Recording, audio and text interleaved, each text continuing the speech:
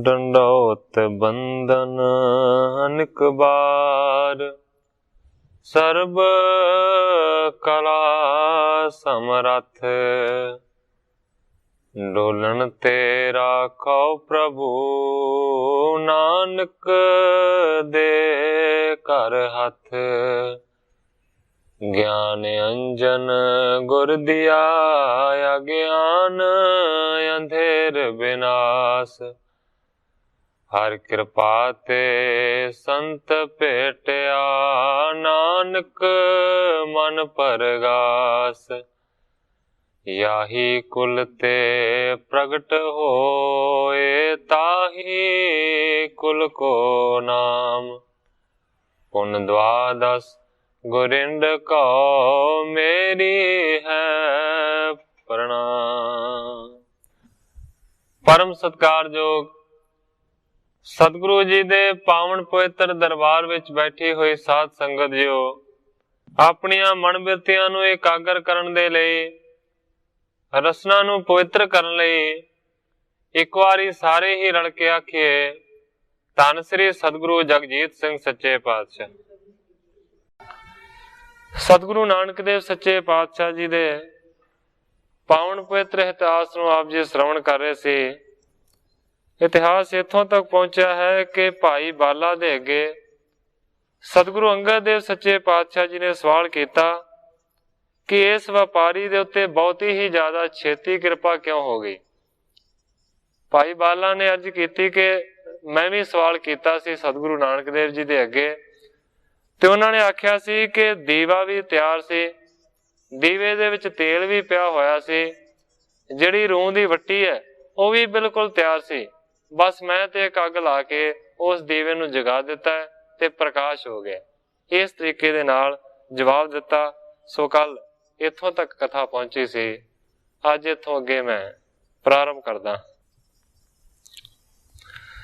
सुनत युकत हिरदे हर खाने, पुनः कथा सुन ही दे काने। जदों भाई बाला जी ने इस तरह की अर्ज की, उस वेले बाले की गल नूं सुन के सतगुरु अंगद देव सच्चे पातशाह जी बहुत ही ज्यादा इस युक्ति की गल नूं सुन के खुश होए ने, ते फिर अगों बड़ा सोहने तरीके दे नाल कन ला के कथा नूं गुरु अंगद जी सुनन लगे। श्री अंगद सुनिए गुर गाथा, तेह को ऐसे कीन सनाथा।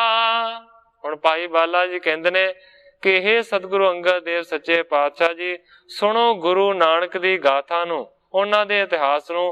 उस व्यापारी नूं सतगुरु नानक देव सच्चे पातशाह जी ने इस तरीके दे नाल निहाल कीता। गमन कीन पुण गुण गुण खानी, आई तबै उजार महानी। इस तो बाद सतगुरु नानक देव सच्चे पातशाह जी ने अगे नूं प्रस्थान किया। चलदियां चलदियां भाई बाला जी कहंदे ने कि बहुत ही ज्यादा उजाड़ आ गई। किते कोसलो ग्राम न आयो, नहीं मानुख तन कहूं देसायो। सतगुरु नानक देव सच्चे पातशाह जी ऐसे रस्ते दे उत्ते चले जा रहे ने, बड़िया कोहां कोहां तक कोई भी पिंड रस्ते दे विच नहीं आया, मानो कि मनुख जून रस्ते दे विच दिखाई ही नहीं दिती। इस तरह दे उजाड़ बियाबानां दे विच सतगुरु सच्चे पातशाह जी लंघदे जा रहे ने। महा भयानक जंगल आया, ढेर घना ते संघना, किसे इकल्ले मानुख दे लई औखा जिस चों लंघना। अपने रौं विच मस्त जा रहे, चेहरा डाढ़ा खिड़िया, सच्चा सखा नाल मरदाना, जांदा पिछे तुरिया। सज्जे खब्बे रुख झाड़ियां, वेलां जां सप कूंजां, तोते बन्नी डारां उड्डण, लूंबड़ मारन कुत्तां। गिद्दड़ सहे हिरन बेफिकरे, इधर उधर लंघण, गंगा दा नेड़ा थां सरवरी, बीत रहा है फगण। लम सलमी विचों लंघे, वावा एक पग डंडी, वांस नारियल दोही पासे, झाकी महा आनंदी। ਇਹ ਇਸ ਤਰ੍ਹਾਂ ਦੀ ਜਗ੍ਹਾ ਹੈ ਜਿੱਥੋਂ ਦੀ ਸਤਿਗੁਰੂ ਨਾਨਕ ਦੇਵ ਸੱਚੇ ਪਾਤਸ਼ਾਹ ਜੀ ਅੱਗੇ ਦੀ ਅੱਗੇ ਚੱਲਦੇ ਜਾ ਰਹੇ। ਅਵਲੋਕਤ ਬੋਲਿਓ ਮਰਦਾਨਾ, ਸ੍ਰੀ ਪ੍ਰਭ ਇਹ ਉਦਿਆਨ ਮਹਾਨਾ। ਇਸ ਤਰ੍ਹਾਂ ਦੀ ਭਿਆਨਕ ਜੀ ਜਗ੍ਹਾ ਨੂੰ ਦੇਖ ਕੇ ਹੱਥ ਜੋੜ ਕੇ ਮਰਦਾਨੇ ਨੇ ਅਰਜ਼ ਕੀਤੀ, ਸੱਚੇ ਪਾਤਸ਼ਾਹ ਇਹ ਤੇ ਬਹੁਤ ਹੀ ਜ਼ਿਆਦਾ ਮਹਾਨ ਡਰਾਉਣ ਵਾਲੀ ਜਿਹੜੀ ਉਦਿਆਨ ਹੈ, ਡਰਾਉਣ ਵਾਲੀ ਜਗ੍ਹਾ ਹੈ। ਜਿਸ ਕੋ ਦੇਖ ਮਹਾ ਭੈ ਆਵੇ, ਨਹੀਂ ਮਾਨੁਖ ਤਨ ਕਹੂੰ ਦਸਾਵੇ। ਮਰਦਾਨਾ ਕਹਿੰਦਾ ਸੱਚੇ ਪਾਤਸ਼ਾਹ ਬੜੀ ਡਰਾਉਣ ਵਾਲੀ ਜਗ੍ਹਾ ਹੈ, ਮੈਨੂੰ ਤੇ ਦੇਖ ਦੇਖ ਕੇ ਡਰ ਲੱਗਦਾ ਹੈ, ਕਿਉਂਕਿ ਰਸਤੇ ਦੇ ਵਿੱਚ ਕੋਈ ਵੀ ਇਸਤਰੀ ਪੁਰਸ਼ ਤੇ ਅਜੇ ਤੱਕ ਨਜ਼ਰੇ ਹੀ ਨਹੀਂ ਪਿਆ। ਸੁਣ ਕੇ ਬੋਲੇ ਕਿਰਪਾ ਨਿਧਾਨਾ, ਇਹ ਨਹੀਂ ਲਖੋ ਉਜਾੜ ਮਹਾਨਾ। ਜਦੋਂ ਮਰਦਾਨੇ ਨੇ ਆਖਿਆ ਜੀ ਇਹ ਬੜੀ ਵੱਡੀ ਉਜਾੜ ਹੈ, ਤੇ ਸਤਿਗੁਰੂ ਨਾਨਕ ਦੇਵ ਸੱਚੇ ਪਾਤਸ਼ਾਹ ਜੀ ਜਿਹੜੇ ਕਿਰਪਾ ਦੇ ਘਰ ਨੇ, ਉਹਨਾਂ ਨੇ ਬਚਨ ਕੀਤਾ, ਨਾ ਭਾਈ ਮਰਦਾਨਿਆ ਇਸ ਜਗ੍ਹਾ ਨੂੰ ਉਜਾੜ ਨਾ ਆਖ, ਇਹ ਉਜਾੜ ਨਹੀਂ। ਵੱਡੋ ਨਗਰ ਬਸਦੀ ਅਬਿਰਾਮੂ, ਸਿਮਰਨ ਹੋਏ ਜਹਾਂ ਸਤ ਨਾਮੂ। ਸਤਿਗੁਰੂ ਨਾਨਕ ਦੇਵ ਸੱਚੇ ਪਾਤਸ਼ਾਹ ਜੀ ਕਹਿੰਦੇ ਨੇ ਇਹ ਤੇ ਵੱਡਾ ਸੁੰਦਰ ਨਗਰ ਤੇ ਬਸਤੀ ਵਸਦਾ ਹੈ। ਸਤਿਗੁਰੂ ਸੱਚੇ ਪਾਤਸ਼ਾਹ ਜੀ ਕਹਿੰਦੇ ਨੇ ਜਿੱਥੇ ਪਰਮੇਸ਼ਰ ਦੇ ਪਿਆਰੇ ਸੱਚੇ ਪਰਮੇਸ਼ਰ ਦਾ ਨਾਮ ਜਾਪ ਕਰਦੇ ਨੇ, ਉਹ ਨਗਰ ਜਾਂ ਉਹ ਜਗ੍ਹਾ ਕਦੇ ਉਜਾੜ ਨਹੀਂ ਹੁੰਦੀ। ਜਹ ਪਰਮੇਸ਼ਰ ਚਿਤ ਨ ਆਵੇ, ਸੋ ਵਸਦੀ ਉਦਿਆਨ ਲਖਾਵੇ। ਗੁਰੂ ਜੀ ਕਹਿੰਦੇ ਨੇ ਉਜਾੜ ਤੇ ਉਹ ਜਗ੍ਹਾ ਹੁੰਦੀ ਹੈ ਜਿੱਥੇ ਪਰਮੇਸ਼ਰ ਦੇ ਨਾਮ ਨੂੰ ਚੇਤੇ ਨਹੀਂ ਕੀਤਾ ਜਾਂਦਾ। ਭਾਵੇਂ ਕਿੱਡਾ ਵੀ ਨਗਰ ਬਸਤੀ ਉਹ ਵਸਦੀ ਹੋਵੇ, ਉਹ ਉਜਾੜ ਦੇ ਸਮਾਨ ਹੈ ਜਿੱਥੇ ਨਾਮ ਨਹੀਂ ਜਪਿਆ ਜਾਂਦਾ। ਪਰ ਇਹ ਭਾਈ ਮਰਦਾਨਿਆਂ ਜਿੱਥੇ ਨਾਮ ਦਾ ਜਾਪ ਹੁੰਦਾ ਹੈ, ਉਹ ਜਗ੍ਹਾ ਕਦੇ ਵੀ ਉਜਾੜ ਨਹੀਂ ਹੁੰਦੀ। ਇਸ ਤਰ੍ਹਾਂ ਸਤਿਗੁਰੂ ਸੱਚੇ ਪਾਤਸ਼ਾਹ ਜੀ ਨੇ ਵਚਨ ਕੀਤਾ। ਹਰਖ ਨਾ ਹੋਵੇ ਤਹਾਂ ਕਦਾਈ, ਜਹਾਂ ਨ ਕਹੂੰ ਪ੍ਰਭੂ ਗੁਣ ਗਾਈ। ਜਿੱਥੇ ਪ੍ਰਭੂ ਦੇ ਗੁਣਾਂ ਦਾ ਗਾਣ ਨਹੀਂ ਕੀਤਾ ਜਾਂਦਾ, ਹੇ ਮਰਦਾਨਿਆਂ ਉੱਥੇ ਕਦੇ ਵੀ ਹਰਖ ਨਹੀਂ ਹੋ ਸਕਦਾ, ਕਦੇ ਖੁਸ਼ੀ ਨਹੀਂ ਹੋ ਸਕਦੀ। ਸਿੱਧ ਸਾਧ ਜੋਗੀ ਜਤੀ, ਤਪੀ ਚਹਤ ਸਭ ਨਾਮ। ਜਗ ਕੇ ਸਵਾਦ ਬਿਸਾਰ ਕੇ, ਤਿਆਗ ਗਏ ਨਿਜ ਧਾਮ। ਸਤਿਗੁਰੂ ਨਾਨਕ ਦੇਵ ਸੱਚੇ ਪਾਤਸ਼ਾਹ ਜੀ ਕਹਿੰਦੇ ਨੇ ਵੱਡੇ ਵੱਡੇ ਸਿੱਧ, ਵੱਡੇ ਵੱਡੇ ਸਾਧ, ਵੱਡੇ ਵੱਡੇ ਜੋਗੀ, ਜਤੀ, ਤਪੀਸ਼ਰ ਸਾਰੇ ਦੇ ਸਾਰੇ ਉਸ ਪਰਮੇਸ਼ਰ ਦੇ ਨਾਮ ਨੂੰ ਜਪਦੇ ਨੇ। ਆਪਣੇ ਸੰਸਾਰ ਦੇ ਸਾਰਿਆਂ ਸਵਾਦਾਂ ਨੂੰ ਛੱਡ ਕੇ ਉਹ ਘਰ-ਬਾਰ ਨੂੰ ਤਿਆਗ ਕੇ ਆਪਣੇ ਘਰਾਂ ਤੋਂ ਇਹਨਾਂ ਉਜਾੜਾਂ ਦੇ ਵਿੱਚ ਧਿਆਨ ਕੇ ਨਾਮ ਜਪਦੇ ਨੇ। ਇਸ ਕਰਕੇ ਹੇ ਭਾਈ ਮਰਦਾਨਿਆਂ ਇਹ ਉਜਾੜ ਕਿਵੇਂ ਹੋ ਸਕਦਾ ਹੈ? ਇਹ ਤੇ ਸਾਰਿਆਂ ਤੋਂ ਵੱਡਾ ਵਸਦਾ ਨਗਰ ਹੈ। ਹਿਰਦੈ ਨ ਪ੍ਰੇਮ ਸਮਾਏ, ਸ੍ਰੀ ਨਾਨਕ ਤਨ ਭਗਤ ਧਰ। ਆਸਾ ਰਾਗ ਉਠਾਏ, ਗਾਇਓ ਸ਼ਬਦ ਬਨਾਏ ਕੈ। ਹੁਣ ਗ੍ਰੰਥਾਕਾਰ ਭਾਈ ਸੰਤੋਖ ਸਿੰਘ ਜੀ ਕਹਿੰਦੇ ਨੇ ਕਿ ਇਸ ਤਰ੍ਹਾਂ ਦਾ ਬਚਨ ਜਦੋਂ ਸਤਿਗੁਰੂ ਨਾਨਕ ਦੇਵ ਸੱਚੇ ਪਾਤਸ਼ਾਹ ਜੀ ਨੇ ਆਖਿਆ ਤੇ ਹਿਰਦੇ ਦੇ ਵਿੱਚ ਬਹੁਤ ਹੀ ਜ਼ਿਆਦਾ ਪ੍ਰੇਮ ਪੈਦਾ ਹੋ ਗਿਆ। ਜਿਨ੍ਹਾਂ ਨੇ ਤਨ ਹੀ ਮਾਨੋ ਭਗਤੀ ਦਾ ਤਾਰਿਆ ਹੋਇਆ ਹੈ, ਉਸ ਤੋਂ ਬਾਅਦ ਸਤਿਗੁਰੂ ਨਾਨਕ ਦੇਵ ਸੱਚੇ ਪਾਤਸ਼ਾਹ ਜੀ ਨੇ ਆਸਾ ਰਾਗ ਦੇ ਵਿੱਚ ਉਸ ਵੇਲੇ ਗੁਰਬਾਣੀ ਦਾ ਸ਼ਬਦ ਉਚਾਰਨ ਕੀਤਾ। ਆਸਾ ਘਰ ਚੌਥਾ, ਮਹੱਲਾ ਪਹਿਲਾ। ਇੱਕ ਓੰਕਾਰ ਸਤਿਗੁਰ ਪ੍ਰਸਾਦ। ਸਤਿਗੁਰੂ ਨਾਨਕ ਦੇਵ ਸੱਚੇ ਪਾਤਸ਼ਾਹ ਜੀ ਕਹਿੰਦੇ ਨੇ ਦੇਵਤਿਆਂ ਦਰਸ਼ਨ ਕੇ ਤਾਈ, ਦੁਖ ਭੂਖ ਤੀਰਥ ਕੀਏ। ਸਤਿਗੁਰੂ ਸੱਚੇ ਪਾਤਸ਼ਾਹ ਜੀ ਕਹਿੰਦੇ ਨੇ ਦੇਵਤਿਆਂ ਨੇ ਵੀ ਤੇਰਾ ਦਰਸ਼ਨ ਕਰਨ ਦੇ ਲਈ ਹੇ ਪ੍ਰਭੂ ਦੁੱਖ ਸਹਾਰੇ, ਭੁੱਖਾਂ ਨੂੰ ਸਹਿਆ ਤੇ ਤੀਰਥਾਂ ਦੇ ਰਟਨ ਕੀਤੇ। ਜੋਗੀ ਜਤੀ ਜੁਗਤ ਮੈਂ ਰਹਤੇ, ਕਰ ਕਰ ਭਗਵੇਂ ਭੇਖ ਪਏ। ਇਸ ਤੋਂ ਇਲਾਵਾ ਅਨੇਕਾਂ ਜੋਗੀ ਤੇ ਜਤੀ ਆਪਣੀ ਮਰਿਆਦਾ ਦੇ ਵਿੱਚ ਰਹਿੰਦੇ ਹੋਏ ਗੇਰੂਏ ਰੰਗ ਦੇ ਕੱਪੜਿਆਂ ਨੂੰ ਧਾਰਨ ਕਰਦੇ ਰਹੇ। ਤੋ ਕਾਰਨ ਸਾਹਿਬਾ ਰੰਗ ਰਤੇ। ਹੁਣ ਸਤਿਗੁਰੂ ਸੱਚੇ ਪਾਤਸ਼ਾਹ ਜੀ ਕਹਿੰਦੇ ਨੇ ਹੇ ਪ੍ਰਭੂ ਤੇਰੇ ਮਿਲਾਪ ਦੇ ਵਾਸਤੇ, ਤੈਨੂੰ ਮਿਲਣ ਦੇ ਲਈ ਅਨੇਕਾਂ ਬੰਦੇ ਤੇਰੇ ਪਿਆਰ ਦੇ ਵਿੱਚ ਰੰਗੇ ਰਹਿੰਦੇ ਹਨ। ਤੇਰੇ ਨਾਮ ਅਨੇਕਾ, ਰੂਪ ਅਨੰਤਾ, कहन ना जाई तेरे गुण केते। अगे गुरु जी कहते ने कि हे प्रभु तेरे अनेकां ही नाम हन, तेरे बेअंत ही रूप हन, इस तो इलावा तेरे विच बेअंत ही गुण हन। किसे दे कोलों भी तेरे गुणां दा गान कीता नहीं जा सकदा। तेरे विच किन्ने गुण ने ये कोई मनुख कह नहीं सकदा। दार घर महला हस्ती घोड़े छोड़ विलायत देश गए।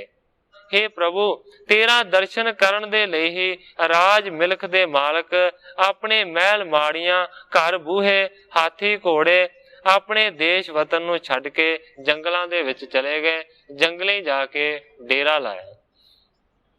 पीर पैगंबर सालक साधक छोड़ी दुनिया थाए पे। अनेकां पीरां ने पैगंबरां ने ज्ञानवानां ने ते सिद्धियां ने तेरे दर ते कबूल होण दे वास्ते दुनिया नूं छड़ दिता। साध सहज सुख रस कस तजीले कापड़ छोड़े चवण लिए। अनेकां बंदियां ने लोकां ने दुनिया दे स्वादां नूं छड्डिया, दुनिया दे सुख आरामां नूं ठुकराया। सारियां रसां कसां नूं छड्ड के पदार्थां नूं छड्ड के उन्हां ने अपने शरीर दे उत्ते चमड़े नूं धारण कीता, सधारण कपड़ियां नूं त्याग दिता। दुखिए दर्द वंद दर तेरे नाम रते दरवेश पए। इस तो इलावा अनेकां बंदे दुखियां दे वांग दर्द मंगां दे वांग तेरे दर ते फरियाद करन दे लई, तेरे नाम दे विच रंगे रहण दे लई गृहस्थ छड्ड के ते फकीर हो गए। खलड़ी खपरी लकड़ी चमड़ी सिखा सूत धोती कीनी। इस तो इलावा किसी ने भंग आदि पाउण दे लई चम दी झोली लै लई, किसी ने घर घर मंगण दे लई खप्पर हत्थ दे विच फड़ लिया, कोई डंडाधारी सन्यासी बनिया, किसी ने मृग छाला नूं धारण कीता, कोई बोधी कोई जनेऊ ते धोती दा धारनी होया। तू साहिब हौ सांगी तेरा प्रणवै नानक जात कैसी। अखीर दे विच सतगुरु सच्चे पातशाह जी कहते ने कि हे प्रभु तू मेरा मालिक है, मैं तेरा सिर्फ सांगी हाँ। सांगी दा भाव है कि तेरा सिर्फ मैं अखवाउंदा हाँ, जिवें तू मैनू रखदा है मैं उसे तरीके दे नाल रहिंदा हाँ। और कहते ने प्रणवै नानक जात कैसी, कहते ने किसी खास श्रेणी दे विच होण दा मैनू कोई माण नहीं है। इस तरीके दे नाल सतगुरु नानक देव सच्चे पातशाह जी ने यह शब्द उस वेले उच्चारण किया। जब ये श्री गुर शब्द बखाना तूषण होत पायो मरदाना। ग्रंथाकार भाई संतोख सिंह जी लिखते ने कि जदों सतगुरु नानक देव सच्चे पातशाह जी ने यह शब्द बखान किया उचारिया, इस शब्द नूं सुनन तो बाद मरदाना फिर कुछ नहीं बोलिया, चुप हो गया। निक से औजार वहर जब गए ग्राम एक तब देखत पे। करदियां करदियां सारा उजाड़ लंघ गया। अगे एक नगर दे विच सतगुरु सच्चे पातशाह जी पहुंच गए। सब बंचक के घर ते माही मारे नर तन लेवे ताही। ओ जरा सारे दा सारा पिंड सी, जरा नगर सी, ओ सारा पिंड ठग्गां दा सी। मारे नर लोकां नूं ओ मार देंदे सन, लेवे तन ते उन्हां दा तन खो लैंदे सन। सारा पिंड ओ ठग्गां दा सी। को सुमत देन के हेता परविशे ग्रामै कृपा निकेता। उन्हां ऐसे मनुखां नूं चंगे रस्ते दे ਤੋਰਨ ਦੇ ਵਾਸਤੇ, ਉਹਨਾਂ ਨੂੰ श्रेष्ठ बुद्धि देण ਦੇ ਵਾਸਤੇ कृपा ਦੇ कर सतगुरु नानक देव सच्चे पातशाह जी ਉਹਨਾਂ ਦੇ ਪਿੰਡ ਦੇ ਵਿੱਚ ਜਾ ਡੇਰਾ ਲਾਇਆ। जगतेश्वर एक खेल मचावा वंचक कुमत हरण हित ठावा। ਹੁਣ ਭਾਈ ਬਾਲਾ ਜੀ ਕਹਿੰਦੇ ਨੇ ਕਿ ਸਤਿਗੁਰੂ ਨਾਨਕ ਦੇਵ ਸੱਚੇ ਪਾਤਸ਼ਾਹ ਜੀ ਨੇ ਉਸ ਵੇਲੇ ਇੱਕ ਖੇਡ ਰਚਾ ਦਿੱਤੀ ਉਹਨਾਂ ਵੰਚਕਾਂ ਨੂੰ ਠੱਗਾਂ ਨੂੰ ਮਾਨੋ ਕੇ ਹਰਨ ਦੇ ਵਾਸਤੇ, ਉਹਨਾਂ ਦੇ ਮਨ ਨੂੰ ਭੁਲਾਉਣ ਦੇ ਵਾਸਤੇ। ਖੋੜਸ ਬਰਸ ਬੈਸ ਮੈਂ ਕਰਦੀ ਬਹੁ ਸੁੰਦਰ ਭੂਖਨ ਪਟ ਜ਼ਰਦੇ। ਹੁਣ ਭਾਈ ਬਾਲਾ ਜੀ ਆਪਣੀ ਹੱਡਬੀਤੀ ਸੁਣਾ ਰਹੇ ਨੇ ਕਿ ਉਸ ਵੇਲੇ ਸਤਿਗੁਰਾਂ ਨੇ ਐਸਾ ਕੌਤਕ ਕੀਤਾ, ਕਹਿੰਦੇ ਨੇ ਕਿ ਮੈਨੂੰ 16 ਵਰਿਆਂ ਦੀ ਜਵਾਨ ਕੰਨਿਆ ਬਣਾ ਦਿੱਤਾ, ਔਰਤ ਬਣਾ ਦਿੱਤਾ। और कहते ने कि मेरे शरीर दे उत्ते बहुत सुंदर गहने अपने आप ही पहनाए गए और सोहने जरीदार जिहड़े कपड़े सी ना वो अपने आप ही मेरे शरीर दे हो गए। भाव के मेरा सारा शरीर तब्दील हो गया। भाई बाला जी कहते ने मैं एक 16 वरियां दी सोहनी औरत बन गया और भूखणा दे नाल ते वस्त्रां दे नाल मैं सजिया गया। सतगुरु नानक देव सच्चे पातशाह जी ने ऐसी खेड़ वरता दिती, क्योंकि इतिहास दे विच एक दो जगह होर भी इसे तरह के प्रमाण होंदे ने। जिस तरह के थोड़े दिन पहला एक साखी आई सी कि सतगुरु नानक देव सच्चे पातशाह जी ने भाई बाला नूं एक भयानक शेर बना दिता ते राजे नूं हुक्म कीता कि मेरे शेर नूं पहला रजाओ तां मैं तुहाडे ते प्रसन्न होवांगा। इसे तरह अगे जाके होर भी एक जगह ते कथा हुंदी है कि जदों हनुमान नूं जाके सतगुरु नानक देव सच्चे पातशाह जी मिले ते उस वेले भाई मरदाना दे शरीर नूं भी तब्दील कर दिता। उस वेले भाई मरदाना नूं सतगुरु नानक देव सच्चे पातशाह जी ने सीता बनाया और बाला जी नूं लक्ष्मण बनाया ते अपने शरीर नूं तब्दील करके वो रामचंद्र दे स्वरूप नूं धारण कर गए। सतगुरु प्रताप सिंह सच्चे पातशाह जी दे उपदेश दे विच आउंदा है कि सतगुरु नानक देव सच्चे पातशाह जी जदों हनुमान दे कोल गए ते हनुमान कहंदा सी कि मैं रामचंद्र तो बगैर किसे नूं नहीं जानदा। सो मेरा सिर्फ कहण तो भाव है कि सतगुरु नानक देव सच्चे पातशाह जी ऐसे कौतक कई बार करते रहे। हुण भाई बाला जी सुना रहे ने साखी कि उस वेले सतगुरां ने मेरे शरीर नूं इस तरह 16 वरियां दी जवान औरत दा बना दिता। जांबू नद कट निज सो कर पोष सेत बनाए मर्दाना निज डूम है जन मुकलावन जाए। भाई बाला जी कहते ने इस तो इलावा जांबू नद दे सोने दे जिहड़े गहने सी ਉਹ ਲੱਕ ਦੇ ਨਾਲ ਧਾਰਨ ਕੀਤੇ सतगुरु नानक देव सच्चे पातशाह जी ने ते सतगुरां ने अपने पोशाके नूं बिल्कुल सफेद कर लिया ते मरदाना पहला ही मरासी सी। जिस तरह कोई आदमी पुराने समय दे विच मुकलावा लैके अपने घर नूं जांदा सी, इस तरह की रूप रेखा सारियां दी बन गई। सो बंचक के सदन मझारी बैठे जाए महायग हारी। एक घर दे विच सतगुरु नानक देव सच्चे पातशाह जी जाके बह गए ने, जेड़े सतगुरु नानक देव सच्चे पातशाह जी अगहारी ने, पापां दा नाश करन वाले। एक बंचक बहुर हर खाना नीकी रीत कीन सन माना। क्योंकि पिछे इस गल का जिक्र आया है कि सारा पिंड ही ठगां दा है, सारे इक्को जे ने। इस करके जिहदे घर दे विच सतगुरु जी बह गए ने सहज सुभाअ, वो बहुत ही ज्यादा खुश होया और उसने बड़े चंगे तरीके दे नाल गुरु जी का सन्मान किया। आवो जी करिए कर डेरा आछी बिद श्रम हरों सो तेरा। कहंदा आओ जी मेरे घर तुसीं आण के डेरा लाओ, मैं तुहाडी चंगे तरीके दे नाल सेवा करांगा, तुहाडे रस्ते दे थकेवें नूं मैं दूर कर देवांगा। जो कुछ कहो सो सेवा कर हो पाओ चाप श्रम मार्ग हर हो। कहंदा है कि जो कहोगे उसे तरह की मैं तुहाडी सेवा करांगा, तुहाडे जिहड़े चरण थके हुए ने इन्हां नूं चसांगा, इन्हां नूं कुटांगा दबांगा ताकि तुहाडा रस्ते दा जिहड़ा थकेवा है ना वो दूर होवे। मेरे धन भाग ने कि तुसीं मेरे गृह दे विच डेरा कीता है। ठगां दी रीत ही इसे तरह की हुंदी है क्योंकि उन्होंने ठगी जो मारनी हुई। नामधारी इतिहास दे मशहूर कवि काव भूषण जिन्हां नूं खिताब हासिल सी, कवि जीवन सिंह जी, वो भी ठगां दे बारे एक कथा सुनाया करते सन। उन्हां दी रिकॉर्डिंग दे विच मैं कथा सुनी कि ठग किस तरह के हुंदे ने और उन्हां नूं तरीके किन्ने हुंदे ने ठगी मारन दे। कवि जी कहंदे ने कि एक बारी अमृतसर ठगां दे वड्डे टोले ने सलाह बनाई कि चलो ठगी दे नाल मठियाई खाईए। सलाह बना के वो फिर दो हिस्सियां दे विच हो गए, 5-7 एक पासे ते 5-7 एक पासे। जिहड़ा पहला टोला सी वो जा वड़िया मठियाई दी दुकान जिहड़ी बहुत वड्डी सी, मशहूर सी, ते जाके ਦੁਕਾਨਦਾਰ ਨੂੰ, ਮਠਿਆਈ ਦੇ ਮਾਲਕ ਨੂੰ ਜਿਹੜਾ ਸੀ ਉਹਨੂੰ ਕਹਿੰਦੇ ਨੇ, ਸੇਠਾ 4 ਸੇਰ ਮਠਿਆਈ ਤੋਲ ਦੇ। ਸੇਠ ਬੜਾ ਖੁਸ਼ ਹੋਇਆ, ਕਿਉਂਕਿ ਆਮ ਤੌਰ ਤੇ ਜਦੋਂ ਕਿਤੇ ਜਾਂਦੇ ਆ ਕਿਸੇ ਦੁਕਾਨ ਦੇ ਵਿੱਚ ਇਸ ਤਰ੍ਹਾਂ ਦੇ ਖਾਣ ਪੀਣ ਦੇ ਵਾਸਤੇ, ਤੇ ਪਹਿਲਾਂ ਚੀਜ਼ ਖਾ ਲਈ ਜਾਂਦੀ ਹੈ, ਤੁਰਨ ਲੱਗਿਆ ਪੈਸੇ ਦਿੰਦੇ ਨੇ, ਇਹ ਆਮ ਰੀਤ ਹੈ।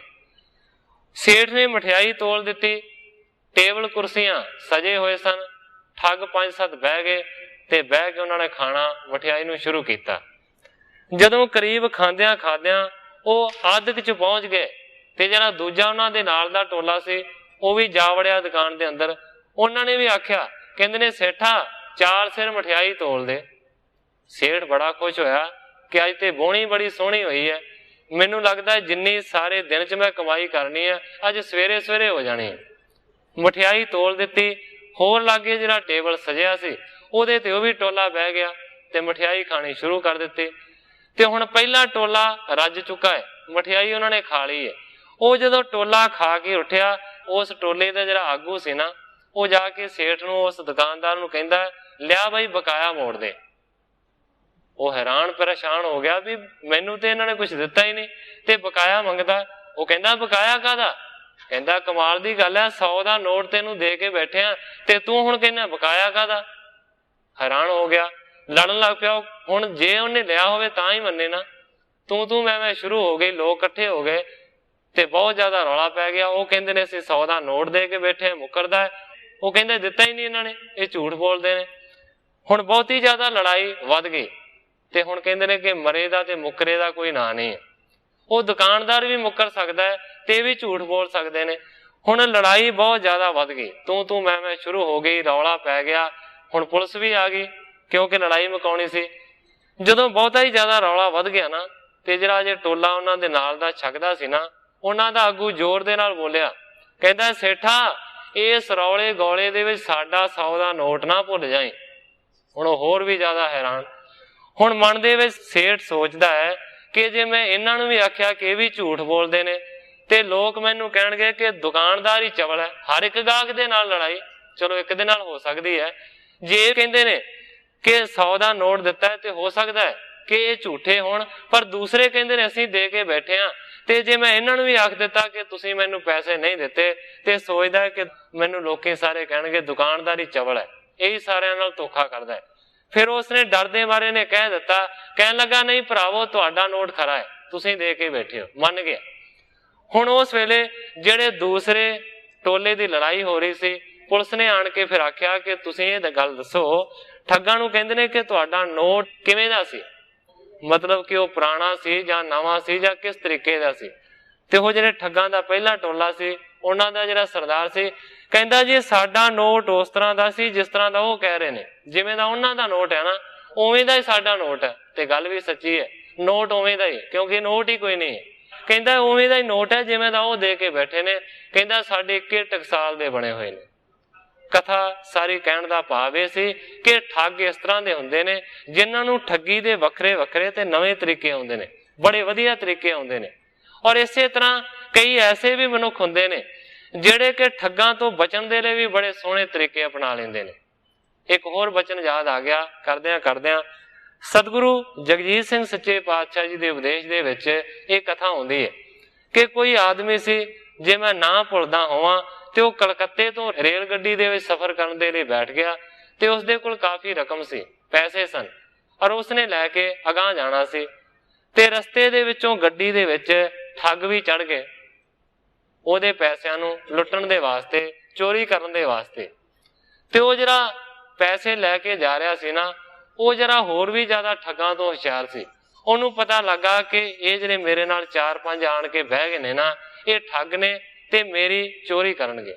ਤੇ ਜਦੋਂ ਲੰਮੇ ਸਫ਼ਰ ਤੇ ਜਾਈਏ, ਆਮ ਕਰਕੇ ਫਿਰ ਰਾਤ ਪੈ ਜਾਂਦੀ ਹੈ, ਰਾਤ ਨੂੰ ਸੌਣਾ ਵੀ ਹੁੰਦਾ, ਸਵੇਰੇ ਉੱਠਣਾ ਵੀ ਹੁੰਦਾ। ਕਈ ਤਰ੍ਹਾਂ ਦੇ ਲੰਮੇ ਸਫ਼ਰਾਂ ਦੇ ਵਿੱਚ ਇਸ ਤਰ੍ਹਾਂ ਦੇ ਚੱਕਰ ਪੈ ਹੀ ਜਾਂਦੇ ਨੇ। ਲੰਮਾ ਸਫ਼ਰ ਸੀ। ਹੁਣ ਉਸਨੇ ਆਖਿਆ ਕਿ ਮੈਂ ਬਚਾਂ ਤੇ ਬਚਾਂ ਕਿਵੇਂ। ਆਖਿਰਕਾਰ ਉਸਨੇ ਆਪਣੇ ਦਿਮਾਗ ਦੇ ਨਾਲ ਇੱਕ ਸਕੀਮ ਸੋਚੀ।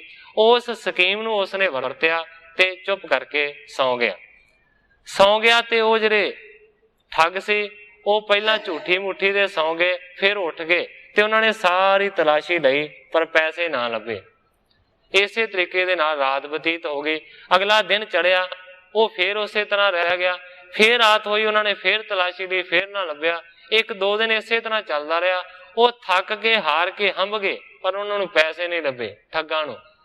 ਚੌਥੇ ਕੁ ਦਿਨ ਜਦੋਂ ਪਹੁੰਚਣ ਵਾਲੇ ਸੀ ਜਗ੍ਹਾ ਦੇ ਉੱਤੇ, ਤੇ ਉਹ ਠੱਗ ਜਿਹੜੇ ਨੇ ਨਾ, ਜਿਹਦੇ ਕੋਲ ਪੈਸੇ ਸੀ, ਉਸ ਆਦਮੀ ਦੇ ਚਰਨਾਂ ਤੇ ਡਿੱਗੇ ਤੇ ਕਹਿੰਦੇ ਨੇ ਅਸੀਂ ਹਾਰ ਗਏ, ਤੂੰ ਸਾਡਾ ਉਸਤਾਦ ਤੇ ਅਸੀਂ ਤੇਰੇ ਦਾਸ, ਪਰ ਸਾਨੂੰ ਇੱਕ ਗੱਲ ਦੱਸ ਦੇ, ਤੂੰ ਪੈਸੇ ਰੱਖਦਾ ਕਿੱਥੇ ਸੀ? ਫਿਰ ਉਸਨੇ ਆਖਿਆ ਕਿ ਜਦੋਂ ਤੁਸੀਂ ਵਿਖਾਵੇ ਦੇ ਮਾਤਰ ਮੈਨੂੰ ਵਿਖਾਉਣ ਦੇ ਵਾਸਤੇ ਕਿ ਅਸੀਂ ਸੁੱਤੇ ਹਾਂ, ਝੂਠੀ ਮੂਠੀ ਦਾ ਸੌਂ ਜਾਂਦੇ ਸੀ, ਉਸ ਵੇਲੇ ਕਹਿੰਦਾ ਹੈ ਕਿ ਮੈਂ ਆਪਣੇ ਕੋਟ ਦੇ ਜੇਬ ਦੇ ਵਿੱਚੋਂ ਪੈਸੇ ਕੱਢ ਕੇ ਤੁਹਾਡੇ ਇੱਕ ਦੀ ਕੋਟ ਦੇ ਜੇਬ ਦੇ ਵਿੱਚ ਪਾ ਦਿੰਦਾ ਸੀ।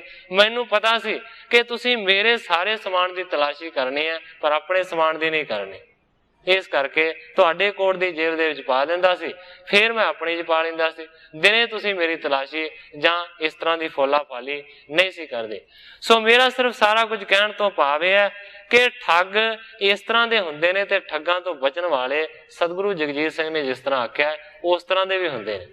ਸੋ ਸਤਿਗੁਰੂ ਨਾਨਕ ਦੇਵ ਸੱਚੇ ਪਾਤਸ਼ਾਹ ਜੀ ਨੂੰ ਉਹ ਠੱਗ ਜਿਹਦੇ ਘਰ ਦੇ ਵਿੱਚ ਸਤਿਗੁਰੂ ਜੀ ਬੈਠੇ ਨੇ, ਕਹਿੰਦਾ ਹੈ ਕਿ ਆਓ ਮੈਂ ਤੁਹਾਡੀ ਚੰਗੇ ਤਰੀਕੇ ਦੇ ਨਾਲ ਸੇਵਾ ਕਰਾਂਗਾ, ਤੁਹਾਡੇ ਚਰਨਾਂ ਨੂੰ ਚੱਸਾਂਗਾ, ਤੁਹਾਡੇ ਲੱਤਾਂ ਪੈਰਾਂ ਨੂੰ ਕੁੱਟਾਂਗਾ, ਤਾਂ ਕਿ ਤੁਹਾਡਾ ਜਿਹੜਾ ਰਾਹ ਦਾ ਥਕੇਵਾਂ ਹੈ ਨਾ ਉਹ ਖਤਮ ਹੋ ਸਕੇ। ਇਹ ਸਾਰਾ ਕੁਝ ਇਸ ਕਰਕੇ ਕਰ ਲਿਆ ਕਿ ਤਾਂ ਕਿ ਉਸਦੇ ਘਰ ਦੇ ਵਿੱਚ ਉਹ ਡੇਰਾ ਲਾਈ ਰੱਖਣ ਤੇ ਉਹਨਾਂ ਨੂੰ ਲੁੱਟ ਸਕੇ। ਤਾਂ ਕਿ ਨਕੇਤ ਰਹੇ ਪ੍ਰਭ ਜੀ, ਮਿਲ ਬੰਚਕ ਪੇ ਸਮੁਦਾਈ। ਹੁਣ ਸਤਿਗੁਰੂ ਨਾਨਕ ਦੇਵ ਸੱਚੇ ਪਾਤਸ਼ਾਹ ਜੀ ਉਸ ਦੇ ਬਚਨਾਂ ਨੂੰ ਸੁਣ ਕੇ ਉਸ ਦੇ ਘਰ ਦੇ ਵਿੱਚ ਰਹਿਣ ਦੇ ਵਾਸਤੇ ਤਿਆਰ ਹੋ ਗਏ। ਜਦੋਂ ਸਤਿਗੁਰੂ ਜੀ ਉੱਥੇ ਡੇਰਾ ਉਹਦੇ ਘਰ ਦੇ ਵਿੱਚ ਲਾ ਲਿਆ, ਤੇ ਫਿਰ ਸਾਰੇ ਦੇ ਸਾਰੇ ਜਿਹੜੇ ਪਿੰਡ ਦੇ ਠੱਗ ਸੀ ਨਾ, ਜਿਹੜੇ ਆਗੂ ਸੀ, ਉਹ ਇੱਕ ਜਗ੍ਹਾ ਦੇ ਉੱਤੇ ਇਕੱਠੇ ਹੋਏ। ਧਾਮ ਹੋ ਤੋ ਜਿਹ ਕੋ ਤਬ ਹੀ ਸਭ ਹੀ ਬਟ ਪਾਰ ਸੁਲੀਨ ਬੁਲਾਈ। ਜਿਹੜੇ ਆਦਮੀ ਦੇ ਘਰ ਦੇ ਵਿੱਚ ਸਤਿਗੁਰੂ ਜੀ ਠਹਿਰੇ ਹੋਏ ਸਨ, ਉਸ ਘਰ ਦੇ ਆਦਮੀ ਨੂੰ ਸਾਰਿਆਂ ਹੀ ਠੱਗਾਂ ਨੇ ਇੱਕ ਜਗ੍ਹਾ ਦੇ ਉੱਤੇ ਬੁਲਾ ਲਿਆ।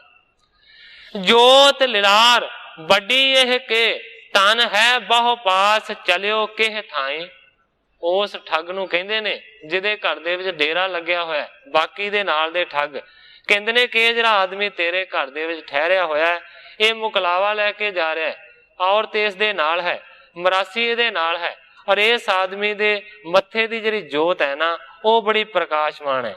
ਇਸ ਕਰਕੇ ਲੱਗਦਾ ਹੈ ਕਿ ਇਹਦੇ ਕੋਲ ਬਹੁਤ ਹੀ ਜ਼ਿਆਦਾ ਧਨ ਹੋਵੇਗਾ, ਪੈਸੇ ਹੋਣਗੇ, ਔਰ ਇਹ ਕਿਸੇ ਜਗ੍ਹਾ ਤੇ ਆਪਣੇ ਮਕਲਾਵੇ ਨੂੰ ਲੈ ਕੇ ਜਾ ਰਿਹਾ। ਸਤਿਗੁਰੂ ਨਾਨਕ ਦੇਵ ਸੱਚੇ ਪਾਤਸ਼ਾਹ ਜੀ ਦਾ ਮੱਥਾ ਤੇ ਨਾਮ ਦੀ ਜੋਤ ਦੇ ਨਾਲ ਦਮਕਦਾ ਸੀ, ਪਰ ਉਹ ਮੂਰਖ ਇਹ ਸਮਝਦੇ ਨੇ ਕਿ ਧਨ ਦੇ ਨਾਲ ਦਮਕਦਾ, ਖੁਸ਼ ਹੈ ਬੜਾ। ਲੇਹੁ ਸਭੈ ਨਾ ਦੁਰਾਵੋ ਸੋ ਹਮ ਭੋਰ ਭਈ ਧਨ ਲੇਹ ਬਟਾਈ। ਨਾਲ ਦੇ ਠੱਗ ਕਹਿੰਦੇ ਨੇ ਕਿ ਰਾਤ ਦੇ ਵੇਲੇ ਤੂੰ ਸਾਰਾ ਧਨ ਲੁੱਟ ਲਵੀਂ ਤੇ ਛੁਪਾ ਕੇ ਰੱਖੀ, ਜਦੋਂ ਸਵੇਰ ਹੋਵੇਗੀ ਫਿਰ ਅਸੀਂ ਆਪਣੇ ਵਿੱਚ ਇਹ ਸਾਰਾ ਧਨ ਵੰਡ ਲਵਾਂਗੇ। ਯੋਂ ਕਹਿ ਜਾਤ ਭਏ ਆਪਣੇ ਕਰ, ਬਾਸੁਰ ਤੇ ਰਜਨੀ ਹੋਏ ਆਈ। ਹੁਣ ਇਸ ਤਰੀਕੇ ਦੇ ਨਾਲ ਇਸ ਤਰ੍ਹਾਂ ਸਮਝਾ ਕੇ ਸਾਰੇ ਦੇ ਸਾਰੇ ਠੱਗ ਆਪੋ ਆਪਣੇ ਘਰਾਂ ਦੇ ਵਿੱਚ ਚਲੇ ਗਏ ਨੇ। ਇਸ ਤਰੀਕੇ ਦੇ ਨਾਲ ਕਵੀ ਜੀ ਕਹਿੰਦੇ ਨੇ ਕਿ ਬਾਸੁਰ ਤੇ ਰਜਨੀ ਹੋਏ ਆਈ।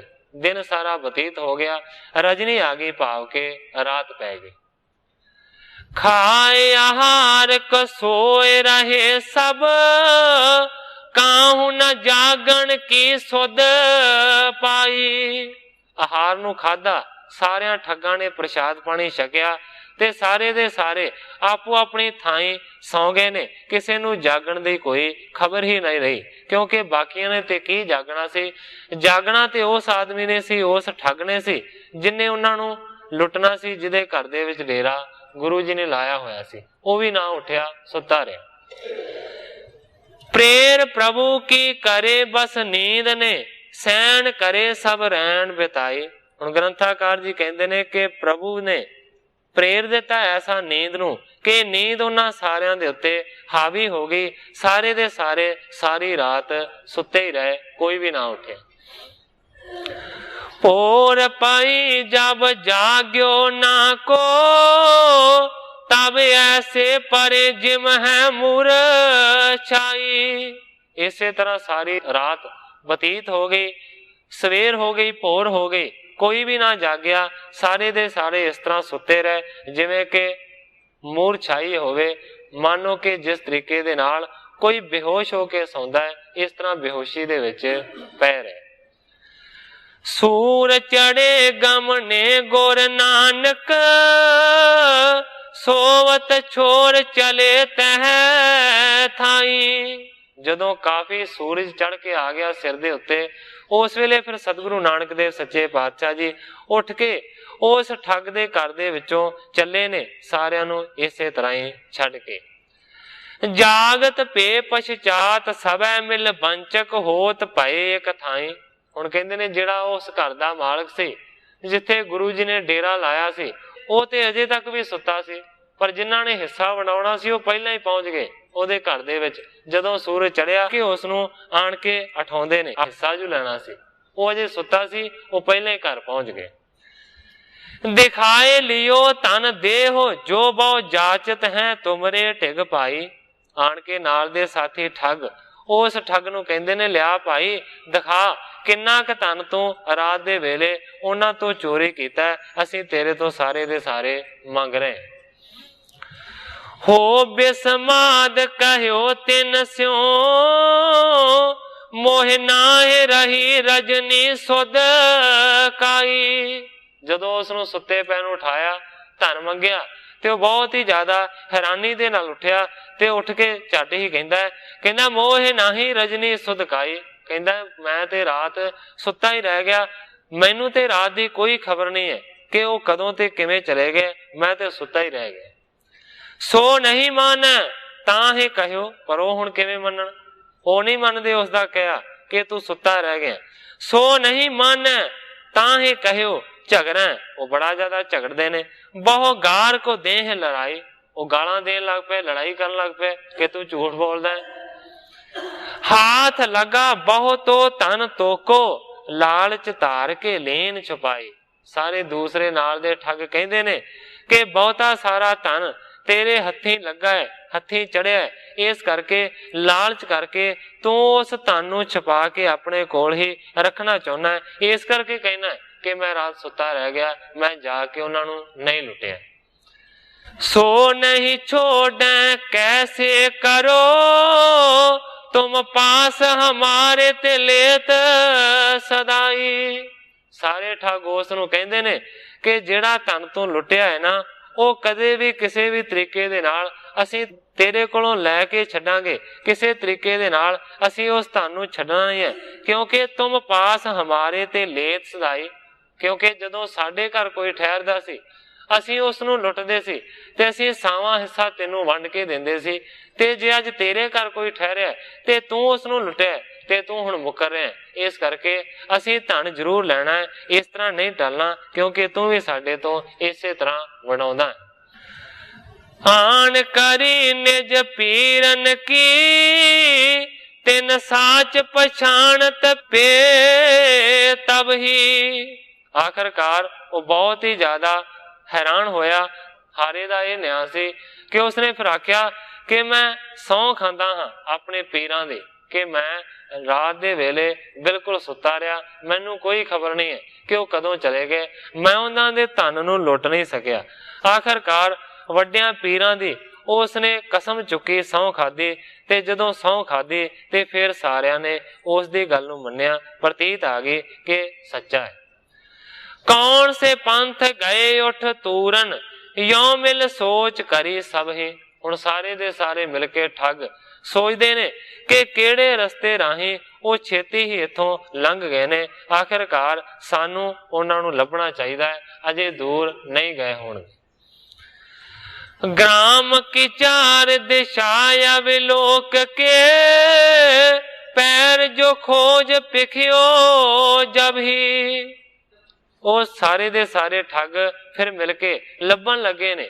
ਚਾਰ ਸਫੇਰੇ ਪਿੰਡ ਦੇ ਉਹਨਾਂ ਨੇ ਦੇਖਿਆ ਤੇ ਫਿਰ ਚਾਰ ਸਫੇਰੇ ਜਦੋਂ ਦੇਖਿਆ ਤੇ ਫਿਰ ਉਹਨਾਂ ਨੂੰ ਸਤਿਗੁਰਾਂ ਦੀ ਪੈੜ ਲੱਭੀ, ਭਾਵ ਕਿ ਉਹਨਾਂ ਦੇ ਚਰਨਾਂ ਦੇ ਨਿਸ਼ਾਨ ਲੱਭੇ। ਮਾਨਵ ਜਵਾਨ ਚਲੇ ਤਬ ਚਾਰ, ਕਹਿ ਕੇ ਗਹਿ ਹਮ ਜਾ ਅਬ ਹੀ। ਚਾਰ ਜਿਹੜੇ ਜਵਾਨ ਠੱਗ ਸਨ ਉਹ ਫਿਰ ਬਾਕੀਆਂ ਨੂੰ ਕਹਿੰਦੇ ਨੇ ਕਿ ਤੁਸੀਂ ਇੱਥੇ ਹੀ ਰਵੋ, ਅਸੀਂ ਇਸ ਪੈੜ ਦੇ ਪਿੱਛੇ ਪਿੱਛੇ ਜਾਵਾਂਗੇ ਤੇ ਉਹਨਾਂ ਨੂੰ ਜਾ ਕੇ ਲੱਭ ਲਵਾਂਗੇ। ਗਹਿ ਹਮ ਜਾ ਅਭੀ, ਅਸੀਂ ਛੇਤੀ ਹੀ ਜਾ ਕੇ ਉਹਨਾਂ ਨੂੰ ਫੜ ਲਾਂਗੇ। ਪੰਚਵੇਂ ਕੋਸ ਮੇ ਜਾਏ ਮਿਲੇ, ਇੱਕ ਬੰਚਕ ਊਚ ਸਵਾਕ ਅਲਾਇਓ। ਜਦੋਂ ਪਿੰਡ ਤੋਂ 5 ਕੋਹ ਦੀ ਦੂਰੀ ਦੇ ਉੱਤੇ ਪਹੁੰਚੇ ਤੇ ਉਹਨਾਂ ਨੇ ਦੇਖਿਆ ਕਿ ਸਤਿਗੁਰੂ ਨਾਨਕ ਦੇਵ ਸੱਚੇ ਪਾਤਸ਼ਾਹ ਜੀ ਬਾਲਾ ਤੇ ਮਰਦਾਨਾ ਤਿੰਨੇ ਦੇ ਤਿੰਨੇ ਅੱਗੇ ਅੱਗੇ ਜਾ ਰਹੇ ਸਨ। ਉਸ ਵੇਲੇ ਇੱਕ ਠੱਗ ਨੇ ਜ਼ੋਰ ਦੇ ਨਾਲ ਪਿੱਛੋਂ ਆਵਾਜ਼ ਮਾਰੀ, ਕਹਿੰਦਾ ਜਾਓ ਕਹਾਂ ਅਬ ਠਾਂਡ ਰਹੋ, ਨਿਸਚੈ ਕਰ ਮੋਰੋ ਚੁਰਾਏ ਲਿਆਇਓ। ਕਹਿੰਦਾ ਕਿੱਥੇ ਜਾਂਦੇ ਹੋ ਦੌੜ ਕੇ, ਜਰਾ ਕੁ ਠਹਿਰ ਜਾਓ, ਮੇਰਾ ਤੇ ਸਾਰਾ ਘਰ ਬੂਆ ਤੁਸੀਂ ਲੁੱਟ ਕੇ ਲੈ ਆਓ। ਇੱਕ ਆਮ ਕਹਾਵਤ ਹੈ, ਉਲਟਾ ਚੋਰ ਕੋਤਵਾਲ ਕੋ ਡਾਂਟੇ। ਠੱਗ ਤੇ ਉਹ ਨੇ ਤੇ ਇਲਜ਼ਾਮ ਲਾਉਂਦੇ ਨੇ ਲੋਕਾਂ ਨੂੰ ਸੁਣਾ ਕੇ, ਕਹਿੰਦਾ ਤੁਸੀਂ ਕਿੱਥੇ ਜਾ ਰਹੇ ਹੋ, ਮੇਰਾ ਤੇ ਘਰ ਬੂਆ ਤੁਸੀਂ ਲੁੱਟ ਕੇ ਲੈ ਆਓ, ਜਰਾ ਕੁ ਠਹਿਰ ਜਾਓ। ਮਾਰੇਗੇ ਨਹੀਂ ਜੀਵਤ ਛੋੜੈ, ਦੇਹ ਸਵੈ ਤਨ ਜੇਤੋ ਚਰਾਇਓ। ਉੱਚੀ ਸਾਰੀ ਠੱਗ ਕਹਿੰਦਾ ਕਿ ਮਾਰ ਦਿਆਂਗਾ ਮੈਂ ਤੁਹਾਨੂੰ, ਜੀਂਦਾ ਨਹੀਂ ਛੱਡਾਂਗਾ, ਤੁਸੀਂ ਤੇ ਮੇਰੇ ਘਰ ਦੇ ਧਨ ਨੂੰ ਚੁਰਾ ਕੇ ਲੈ ਆਇਓ। ਸ੍ਰੀ ਗੁਰ ਹਾਕ ਸੁਨੀ ਜਬ ਸ਼੍ਰੋਣ ਮੈਂ, ਠਾਂਡੇ ਰਹੇ ਨਹੀਂ ਪੈਰ ਉਠਾਇਓ।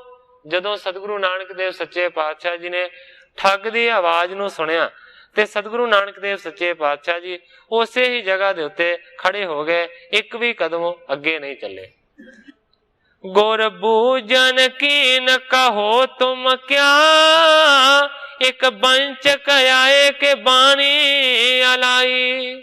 ਖੜੇ ਹੋ ਕੇ ਸਤਿਗੁਰੂ ਨਾਨਕ ਦੇਵ ਸੱਚੇ ਪਾਤਸ਼ਾਹ ਜੀ ਕਹਿੰਦੇ ਨੇ, ਹੇ ਭਾਈ ਤੁਸੀਂ ਕਿਸ ਤਰ੍ਹਾਂ ਦਾ ਇਲਜ਼ਾਮ ਲਾ ਰਹੇ ਹੋ, ਤੁਸੀਂ ਕੀ ਕਹਿ ਰਹੇ ਹੋ। ਉਸ ਵੇਲੇ ਲਾਗੇ ਆਣ ਕੇ ਇੱਕ ਠੱਗ ਨੇ ਫਿਰ ਸਤਿਗੁਰਾਂ ਦੇ ਸਵਾਲ ਦਾ ਇਸ ਤਰ੍ਹਾਂ ਉੱਤਰ ਦਿੱਤਾ, ਕਹਿੰਦਾ ਸਗਰੋ ਧਨ ਦਿਓ ਅਵੈ ਨਿਜ ਪਾਸ ਤੇ, ਮਾਰੇਗੇ ਤੁਮ ਇਹ ਥਾਈ। ਉਹ ਠੱਗ ਸਤਿਗੁਰਾਂ ਨੂੰ ਆਣ ਕੇ ਕਹਿੰਦਾ ਕਿ ਸਾਰੇ ਦਾ ਸਾਰਾ ਧਨ ਜਿੰਨਾ ਵੀ ਤੁਹਾਡੇ ਕੋਲ ਹੈ ਉਹ ਸਾਰੇ ਦਾ ਸਾਰਾ ਤੁਸੀਂ ਸਾਨੂੰ ਦੇ ਦਿਓ, ਜੇ ਨਾ ਦਵੋਗੇ ਤੇ ਤੁਹਾਨੂੰ ਤਿੰਨਾਂ ਨੂੰ ਅਸੀਂ ਇੱਥੇ ਹੀ ਖਤਮ ਕਰ ਦਿਆਂਗੇ। ਛਲ ਕੋ ਕਰਕੇ ਰਜਨੀ ਤੇ ਬਚਿਓ, ਅਬ ਸਾਵਤ ਛੋੜ ਕੇ ਤੋਹੇ ਨਾ ਜਾਈ। ਚਾਰੇ ਮਿਲ ਕੇ ਇਕੱਠੇ ਹੋ ਗਏ ਨੇ, ਕਹਿੰਦੇ ਨੇ ਕਿ ਰਾਤ ਦੇ ਵੇਲੇ ਤੂੰ ਕਿਸੇ ਛਲ ਦੇ ਨਾਲ ਸਾਡੇ ਤੋਂ ਬਚ ਗਿਆ, ਪਰ ਕਹਿੰਦੇ ਨੇ ਹੁਣ ਤੈਨੂੰ ਸਾਬਤ ਨਹੀਂ ਜਾਣ ਦਿਆਂਗੇ, ਤੈਨੂੰ ਸੁੱਕਾ ਨਹੀਂ ਜਾਣ ਦਿਆਂਗੇ, ਤੇਰੇ ਤੁਹਾਨੂੰ ਜ਼ਰੂਰ ਲੁੱਟਾਂਗੇ। ਹਮਰੀ ਇਹ ਰੀਤ ਸਦੀਵ ਹੈ, ਹਨ ਪੂਰਬ ਪਾਛੇ ਤੋਂ ਲੈ ਵਤ ਕਾਈ।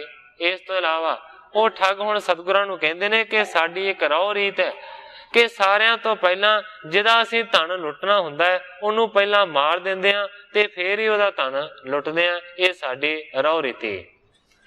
ਜੇ ਤੁਮ ਮਾਰਨ ਆਏ ਹਮੇ, ਇੱਕ ਵਾਕ ਸੁਣੋ ਸੋ ਕਰੋ ਮਨ ਲਾਈ। ਉਸ ਵੇਲੇ ਬੜਾ ਹੀ ਦੀਨ ਹੋ ਕੇ, ਬੜਾ ਹੀ ਆਜਿਜ਼ ਹੋ ਕੇ ਸਤਿਗੁਰੂ ਸੱਚੇ ਪਾਤਸ਼ਾਹ ਜੀ ਨੇ ਨਿਮਾਣਿਆਂ ਦੇ ਵਾਂਗ ਉਹਨਾਂ ਠੱਗਾਂ ਨੂੰ ਆਖਿਆ, ਕਹਿੰਦੇ ਨੇ ਹੇ ਭਾਈ ਜੇ ਤੁਸੀਂ ਸਾਨੂੰ ਮਾਰਨ ਦੇ ਵਾਸਤੇ ਇੱਥੇ ਪਹੁੰਚ ਗਏ ਹੋ ਤੇ ਸਾਡਾ ਕੋਈ ਜ਼ੋਰ ਨਹੀਂ ਹੈ, ਤੁਸੀਂ ਸਾਨੂੰ ਮਾਰ ਹੀ ਦਿਓਗੇ, ਪਰ ਕਹਿੰਦੇ ਨੇ ਕਿ ਮਾਰਨ ਤੋਂ ਪਹਿਲਾਂ ਮੇਰੀ ਇੱਕ ਗੱਲ ਨੂੰ ਚੰਗੇ ਤਰੀਕੇ ਦੇ ਨਾਲ ਸੁਣ ਲਓ ਮਨ ਲਾ ਕੇ। ਕਹਿੰਦੇ ਨੇ ਹਿੰਦੁਨ ਕੋ ਤਨ ਜਾਨੋ ਹਮਾਰ, ਜੇ ਮਾਰੋ ਐਸੇ ਨਾ ਗੇਰ ਕੇ ਜਾਏ। ਸਤਿਗੁਰੂ ਨਾਨਕ ਦੇਵ ਸੱਚੇ ਪਾਤਸ਼ਾਹ ਜੀ ਕਹਿੰਦੇ ਨੇ ਮੈਂ ਸਮਝਦਾ ਹਾਂ ਕਿ ਹੁਣ ਤੁਸੀਂ ਸਾਨੂੰ ਮਾਰ ਤੇ ਦਿਓਗੇ, ਪਰ ਕਹਿੰਦੇ ਨੇ ਇੱਕ ਗੱਲ ਯਾਦ ਰੱਖਿਓ ਕਿ ਸਾਡਾ ਹਿੰਦੂਆਂ ਦਾ ਤਨ ਹੈ, ਅਸੀਂ ਹਿੰਦੂ ਹਾਂ, ਤੇ ਕਹਿੰਦੇ ਨੇ ਜਦੋਂ ਸਾਨੂੰ ਮਾਰੋਗੇ ਨਾ ਤੇ ਸਾਡੇ ਮ੍ਰਿਤਕ ਸਰੀਰ ਨੂੰ ਇੱਥੇ ਇਸੇ ਤਰ੍ਹਾਂ ਰੁਲਦਾ ਹੋਇਆ ਸੁੱਟ ਕੇ ਨਾ ਜਾਇਓ। ਭਾਵ ਕਲੇ ਕਰ ਦਾਹ ਕਰੋ ਪੁਨ, ਜਾਵੋ ਧਾਮਣ ਕੋ ਧਨ ਪਾਈ। ਗੁਰੂ ਜੀ ਕਹਿੰਦੇ ਨੇ ਜਦੋਂ ਸਾਡੀ ਹੱਤਿਆ ਕਰ ਦਵੋਗੇ, ਸਾਨੂੰ ਮਾਰ ਦਿਓਗੇ ਤੇ ਸਾਡੇ ਮਰੇ ਹੋਏ ਸਰੀਰ ਦਾ ਤੁਸੀਂ ਫਿਰ ਦਾਹ ਕਰ ਦਿਓ, ਸੰਸਕਾਰ ਕਰ ਦਿਓ, ਸਾਨੂੰ ਸਾੜ ਕੇ ਅੱਗ ਲਾ ਕੇ ਫਿਰ ਹੀ ਆਪਣੇ ਘਰਾਂ ਦੇ ਵਿੱਚ ਧਨ ਨੂੰ ਲੈ ਕੇ ਜਾਇਓ। ਭਾਜ ਸਕੈ ਤੁਮ ਤੇ ਹਮ ਨਹੀਂ, ਲੀਏ ਹਥਿਆਰ ਮਿਲੇ ਅਬ ਆਏ।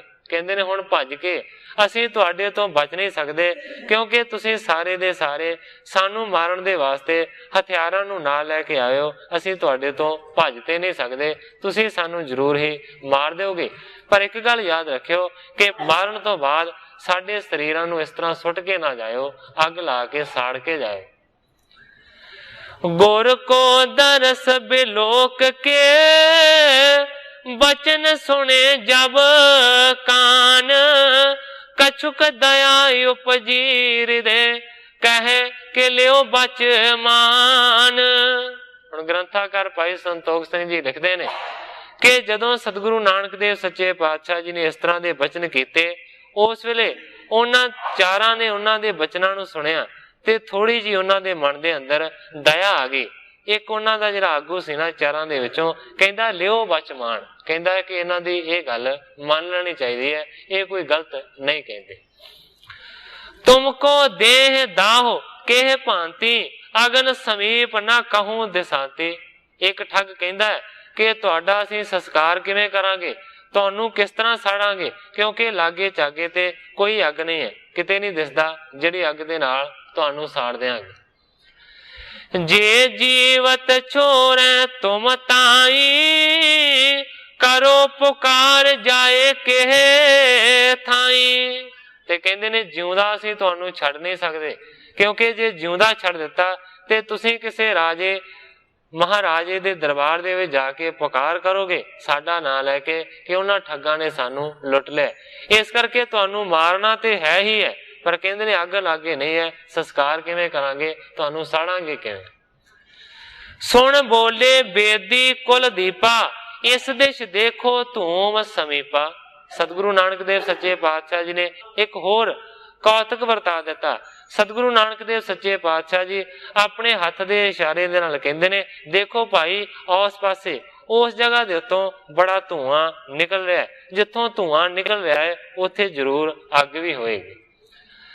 ਹਮਰੇ ਜੀਵਤ ਅਗਨ ਅਨੀਜ, ਮਾਰਨ ਬਹੁਰ ਖਸੋਟਣ ਕੀਜੈ। ਸਤਿਗੁਰੂ ਨਾਨਕ ਦੇਵ ਸੱਚੇ ਪਾਤਸ਼ਾਹ ਜੀ ਉਹਨਾਂ ਠੱਗਾਂ ਨੂੰ ਕਹਿੰਦੇ ਨੇ ਕਿ ਤੁਸੀਂ ਸਾਡੇ ਜਿਉਂਦਿਆਂ ਜਿਉਂਦਿਆਂ ਹੀ ਉਥੋਂ ਅੱਗ ਨੂੰ ਲੈ ਕੇ ਆ ਜਾਓ, ਫੇਰ ਸਾਨੂੰ ਮਾਰ ਦਿਓ, ਤੇ ਜਦੋਂ ਅਸੀਂ ਮਰ ਜਾਵਾਂਗੇ ਫੇਰ ਸਾਡਾ ਧਨ ਲੁੱਟ ਲਿਓ ਤੇ ਅਖੀਰ ਦੇ ਵਿੱਚ ਸਾਨੂੰ ਸਾੜ ਕੇ ਜਾਇਓ। ਗੁਰੂ ਜੀ ਕਹਿੰਦੇ ਨੇ ਦੇਖੋ ਉਸ ਜਗ੍ਹਾ ਦੇ ਉੱਤੋਂ ਧੂਆਂ ਨਿਕਲ ਰਿਹਾ, ਉੱਥੋਂ ਜਾ ਕੇ ਅੱਗ ਲੈ ਆਓ। ਉਸ ਵੇਲੇ ਸਾਰੇ ਠੱਗ ਕਹਿੰਦੇ ਨੇ ਕਿ ਤੁਸੀਂ ਸਾਨੂੰ ਠੱਗਣਾ ਚਾਹੁੰਦੇ ਹੋ, ਇਸ ਤਰ੍ਹਾਂ ਕਿਵੇਂ ਹੋ ਸਕਦਾ ਹੈ? ਤੁਸੀਂ ਇਹ ਚਾਹੁੰਦੇ ਹੋ ਕਿ ਅਸੀਂ ਅੱਗ ਲੈਣ ਦੇ ਵਾਸਤੇ ਚਲੇ ਜਾਈਏ ਤੇ ਤੁਸੀਂ ਪਿੱਛੋਂ ਰਫੂ ਚੱਕਰ ਹੋ ਜਾਓ, ਦੌੜ ਜਾਓ। ਉਸ ਵੇਲੇ ਸਤਿਗੁਰੂ ਨਾਨਕ ਦੇਵ ਸੱਚੇ ਪਾਤਸ਼ਾਹ ਜੀ ਕਹਿੰਦੇ ਨੇ ਇਸ ਤਰ੍ਹਾਂ ਨਹੀਂ ਹੋਵੇਗਾ। ਗੁਰੂ ਜੀ ਕਹਿੰਦੇ ਨੇ ਦ્વੈ ਜਾਵੋ ਲਿਆਵਣ ਕੇ ਹੇਤਾ, ਦ્વੈ ਟਿਗ ਬੈਠੋ ਹੋਏ ਸੁਚੇਤਾ। ਸਤਿਗੁਰੂ ਨਾਨਕ ਦੇਵ ਸੱਚੇ ਪਾਤਸ਼ਾਹ ਜੀ ਕਹਿੰਦੇ ਨੇ ਇਸ ਤਰ੍ਹਾਂ ਨਹੀਂ ਹੋ ਸਕਦਾ। ਮੈਂ ਇਹ ਤੇ ਨਹੀਂ ਕਹਿ ਰਿਹਾ ਕਿ ਤੁਸੀਂ ਸਾਰੇ ਅੱਗ ਲੈਣ ਦੇ ਵਾਸਤੇ ਚਲੇ ਜਾਓ। ਗੁਰੂ ਜੀ ਕਹਿੰਦੇ ਨੇ ਦੋ ਜਾਣੇ ਅੱਗ ਲੈਣ ਦੇ ਵਾਸਤੇ ਚਲੇ ਜਾਓ ਤੇ ਦੋ ਜਾਣੇ ਤੁਸੀਂ ਸਾਡੀ ਰਾਖੀ ਦੇ ਵਾਸਤੇ ਸੁਚੇਤ ਹੋ ਕੇ ਇੱਥੇ ਬੈਠੇ ਰਹੋ ਤਾਂ ਕਿ ਅਸੀਂ ਕਿਤੇ ਜਾਈਏ ਨਾ। ਸ੍ਰੀ ਗੁਰ ਤਿਨ ਸੁਖ ਦੇਵਨ ਕਾਰਨ, ਇਸ ਬਿਦ ਕੀਨੇ ਬਚਨ ਉਚਾਰਨ। ਹੁਣ ਗ੍ਰੰਥਾਕਾਰ ਭਾਈ ਸੰਤੋਖ ਸਿੰਘ ਜੀ ਕਹਿੰਦੇ ਨੇ ਕਿ ਸਤਿਗੁਰੂ ਨਾਨਕ ਦੇਵ ਸੱਚੇ ਪਾਤਸ਼ਾਹ ਜੀ ਉਹਨਾਂ ਨੂੰ ਸੁਖ ਦੇਣਾ ਚਾਹੁੰਦੇ ਸੀ, ਉਹਨਾਂ ਨੂੰ ਮਾੜੇ ਰਸਤੇ ਤੋਂ ਰੋਕਣਾ ਚਾਹੁੰਦੇ ਸੀ। ਇਸ ਤਰੀਕੇ ਦੇ ਨਾਲ ਸਤਿਗੁਰੂ ਨਾਨਕ ਦੇਵ ਸੱਚੇ ਪਾਤਸ਼ਾਹ ਜੀ ਨੇ ਇਹ ਬਚਨ ਕੀਤਾ ਕਿ ਜਾਓ ਪਹਿਲਾਂ ਅੱਗ ਲੈ ਕੇ ਆਓ, ਫਿਰ ਸਾਨੂੰ ਮਾਰ ਕੇ ਤੁਹਾਨੂੰ ਖੋਲਿਓ ਤੇ ਅਖੀਰ ਦੇ ਵਿੱਚ ਸਾਨੂੰ ਸਾੜ ਦਿਓ। ਕਹਿਓ ਮਾਨ ਸੋਈ ਬਿਦ ਕੀਨੰ, ਦੈ ਗਮਨੇ ਜਹ ਅਗਨੀ ਚੀਨੰ। ਕਵੀ ਜੀ ਕਹਿੰਦੇ ਨੇ ਬਚਨ ਮੰਨਿਆ ਸਤਿਗੁਰਾਂ ਦਾ ਉਹਨਾਂ ਠੱਗਾਂ ਨੇ ਤੇ ਬਚਨ ਨੂੰ ਮੰਨ ਕੇ ਦੋ ਜਾਣੇ ਫਿਰ ਅੱਗ ਲੈਣ ਦੇ ਵਾਸਤੇ ਚਲੇ ਗਏ ਨੇ।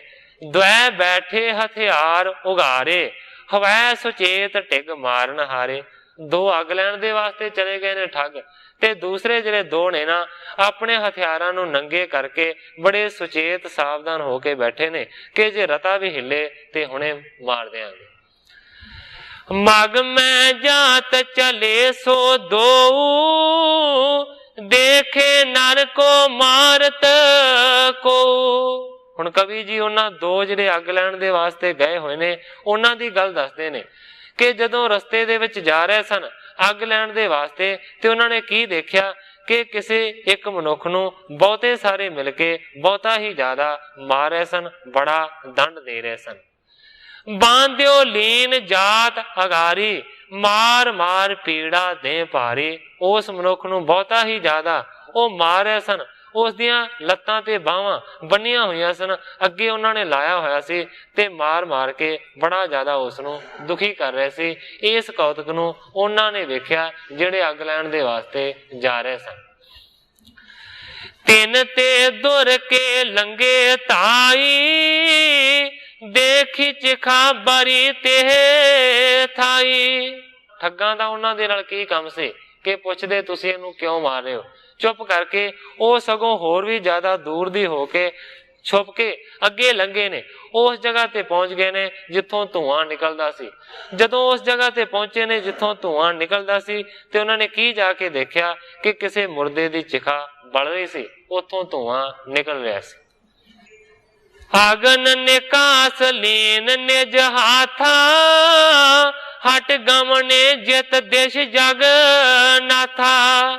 ਝਟ ਹੀ ਇੱਕ ਠੱਗ ਨੇ ਉਸ ਬਲਦੀ ਹੋਈ ਚਿਖਾ ਦੇ ਵਿੱਚੋਂ ਇੱਕ ਲੱਕੜ ਨੂੰ ਚੁੱਕਿਆ, ਜਿਹੜੀ ਲੱਕੜ ਬਲ ਰਹੀ ਸੀ।